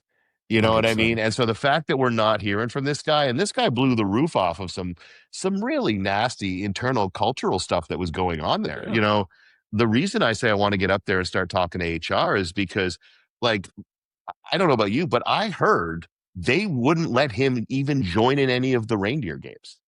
And I think from an inclusivity standpoint, that's a problem for me. I mean, if he keeps acting like that guy is going to be able to run for Congress as a Republican if he keeps this crap up. And You know what? I think we're just too divided right now. But he does wear red. Yeah, I mean, it's definite case of discrimination there, isn't there? Yeah, I think so. I really do. Yeah, But again, it's the holidays. Let's be joyous. Yeah, let's. Well, that was fun though. I enjoyed that. And I would like to say to our alien Santa overlords, ho ho ho. That's actually alien for I beseech you, don't kill us all. I'll take your word for it. Yeah, I think some more fun questions now, where hopefully we can't get too far into. Although there is a controversy one that we'll maybe do that at the end. Okay, so Christmas movie characters. If you had to pick one that would best represent your leadership approach, who would that be? Which character and why? Oh my goodness, what a great question. I think if I had to pick one leadership approach that from a Christmas character, I've got to go with, what a great question, my friend. You know what? I kind of feel like Hans Gruber. Misunderstood, just trying to, just trying to make his family proud. And I really feel that was just a guy trying to bring a group of people together on the holidays and just create a shared experience. And one Grinch, if you like, just think of it from his perspective. Came in, had a plan, wasn't going to hurt anybody. And then one Grinch comes along and just kind of messes things up for everybody. And I honestly believe that sometimes Christmas hasn't always been the most fun time of year for me. And I always related to the look on Hans Gruber's face as he plummeted to his death. And so that's what Christmas has historically meant to me. And it's changing so much that now I feel a lot more like the young man who was his driver. Stays mostly out of trouble for the entire film, and then gets to play the hero right at the end without ever really being in danger. So a lot of stuff blows up, and he listened to tunes most of the time. So I feel like Hans for most of my life, but I gotta say, I feel more like the limo driver now, and I'm really bothered that I can't remember his name. No, I can't either. Jake Peralta? I apologize, my friend. Leroy? I don't remember. Yeah, we'll have to look that up. I need to watch it again this year. I haven't done it yet. It's a Christmas tradition, obviously. And just a great beard. A great beard for Hans. I really felt it. There's just only Santa beards get any love over Christmas. And I just got to say, if you can attempt to destroy an entire tower and break a woman's heart in one of the most beloved rom-coms, all within one career, Alan Rickman, much love. So you are my Christmas character for this year in honor of your dramatic way of wrecking Christmas over a career. You have an excellent range in different ways of wrecking people's holidays. I like that. I mean, there's this thing on social media, isn't there? It's been going around for ages, I think. But if you watch Love Actually and then Die Hard back to back, then the Alan Rickman character gets his just desserts for what he does to Emma Thompson. You know what? I'm there. Also, if you sync it up to Dark Side of the Moon, you don't really understand either. Does nothing, everyone. Don't bother. Yeah, I mean, on the subject of Alan Rickman, I think my favourite role of his was the Sheriff of Nottingham in the Robin Hood film with Kevin Costner. Absolutely brilliant. Because it's dull, you idiot. It'll hurt more. Exactly. It's one of my favorite lines in movie history. I see you, my friend. Such a good villain, just in everything he did. Spoon, cousin. It's such a bizarre. Sorry. There's just the occasional moments as well where he's just like visibly fed up and just, It's just such a mood, isn't he? Yes. How am I in this movie? Amazing. Right. Christmas controversy this year then. The festive decorations, the candy canes, the mince pies, the presents and things in the shops. How early is too early?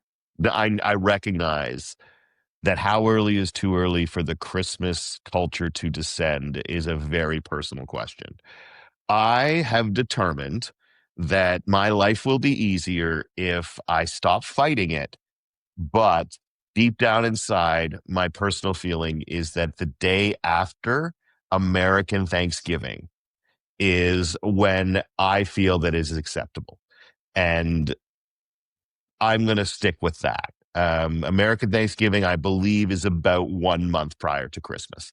And so I feel that once you do that, you can start preparing for the next time you have to be with your family 12 hours after you stopped being with your family. And so I believe American Thanksgiving, as much as I hate to make anything in this world pivot on the American schedule, I'm going to go with that.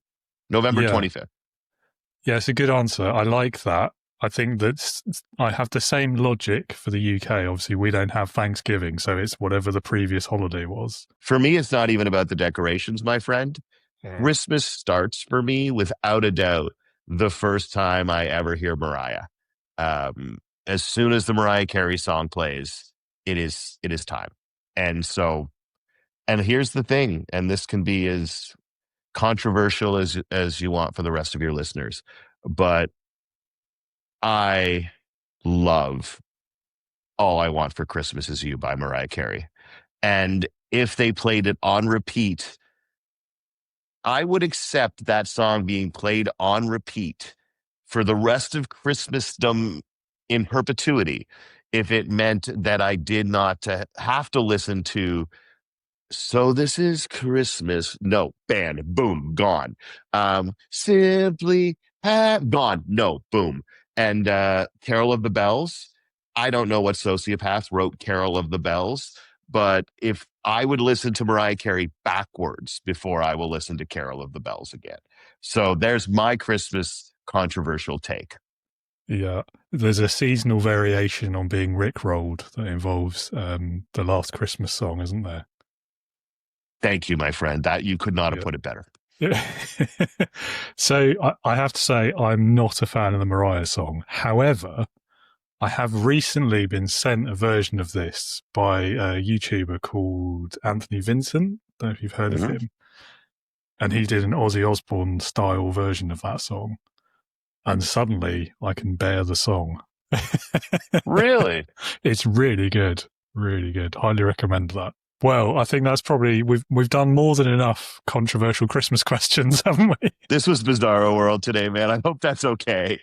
No, that's I good. figured, At least let's go completely off the wall. I hope that it didn't come off as disrespectful. I'm happy to give a couple of serious answers if you want. No, it's all good. That's the whole point of this episode, is to be a bit silly and not at all serious. I got a Christmas message out there, though, if that's okay. Yeah, go for it. A quick Christmas message. Hey, to all of the hatchlings out there, I have now dubbed your followers the hatchlings. I just want to say, my whole life, I never liked Christmas. I grew up in a family where it was a lot more stress than it was joy. And so not only that being the case, but seeing how much more excited a lot of other people were for it was always tough. So I will say, though, in the last 2 or 3 years, that instead of just being like, Christmas is tough, I tried to go out and create some new Christmas traditions. And I got to say, I'm 3 years ago saying I'm not going to see Christmas as something to be sad about anymore and trying to develop new traditions. And I got to tell you, man, like, I really like Christmas this year. And it's only taken 3 years for all of those 2 or 3 little traditions, going to the Nutcracker and going and taking a picture of the tree and drinking a hot chocolate, little stuff that replaced all the stressful stuff. Like, if Christmas has been a time that you kind of roll your eyes at and don't kind of get why everyone loves it, like, you can make a conscious decision to just build a different type of Christmas than the kind that didn't work for you. And I just kind of was thinking, when you asked me to do this again, I thought I would like to say that at some point. With all the other jokes and stuff, like, you can turn around what this time of year means if it's never meant the same thing to you as other people. Because I found that sometimes we let our frustration that we don't feel the same way everyone else does about a holiday. I think sometimes it comes out as anger and frustration at other people, and it's not. So for what it's worth, like, I'm in this goofy mood because I just finished 3 days of my new Christmas traditions. And you know what? They're way cooler than the way I used to feel. So yeah, if you're out there and you never got the big deal, you can kind of regroup it or redesign it for yourself. It's kind of fun. Yeah, no, I like that. It's a really nice message. And we love a good reframe as well on the podcast. So what a great example of it for Christmas. Yeah. And I hope coming on this show every Christmas can become one of those little traditions you have. That'd be If lovely. you'll keep having me, my man, this was super fun. Like, you do so many podcasts, and you just always struck me as a guy, especially for this one, that we could be like, let's be a little goofy. So Definitely. Yeah. I'm goofy by nature, if not by name. Awesome. Well, Drew, have a lovely Christmas, and thank you again so much for being with us. My absolute pleasure, man. Well, listener or viewer, thank you so much for sharing part of your holiday period with us today. I hope you enjoyed being a crucial part of the Leading with Integrity Christmas special. Do check those show notes below for links to the websites of each and every guest who's been on today's show, as well as links to their previous episodes, if applicable, as well. So if you would like to hear more from any or all of them, there's plenty of options to do so down there in those show notes. That's all I have for you today, I'm afraid. Conscious that we're over the 3-hour mark, so I don't want to steal any more of your Christmas time. Do tune in again tomorrow for the 2025 Boxing Day Clip Show, when I'll be revisiting the key trends, themes, and favourite moments from this year on the podcast. And until then, I hope you're having or have had a magical, safe, and fun Christmas Day. I wish you all the very best for the festive season. And of course, be a leader, not a boss. Merry Christmas.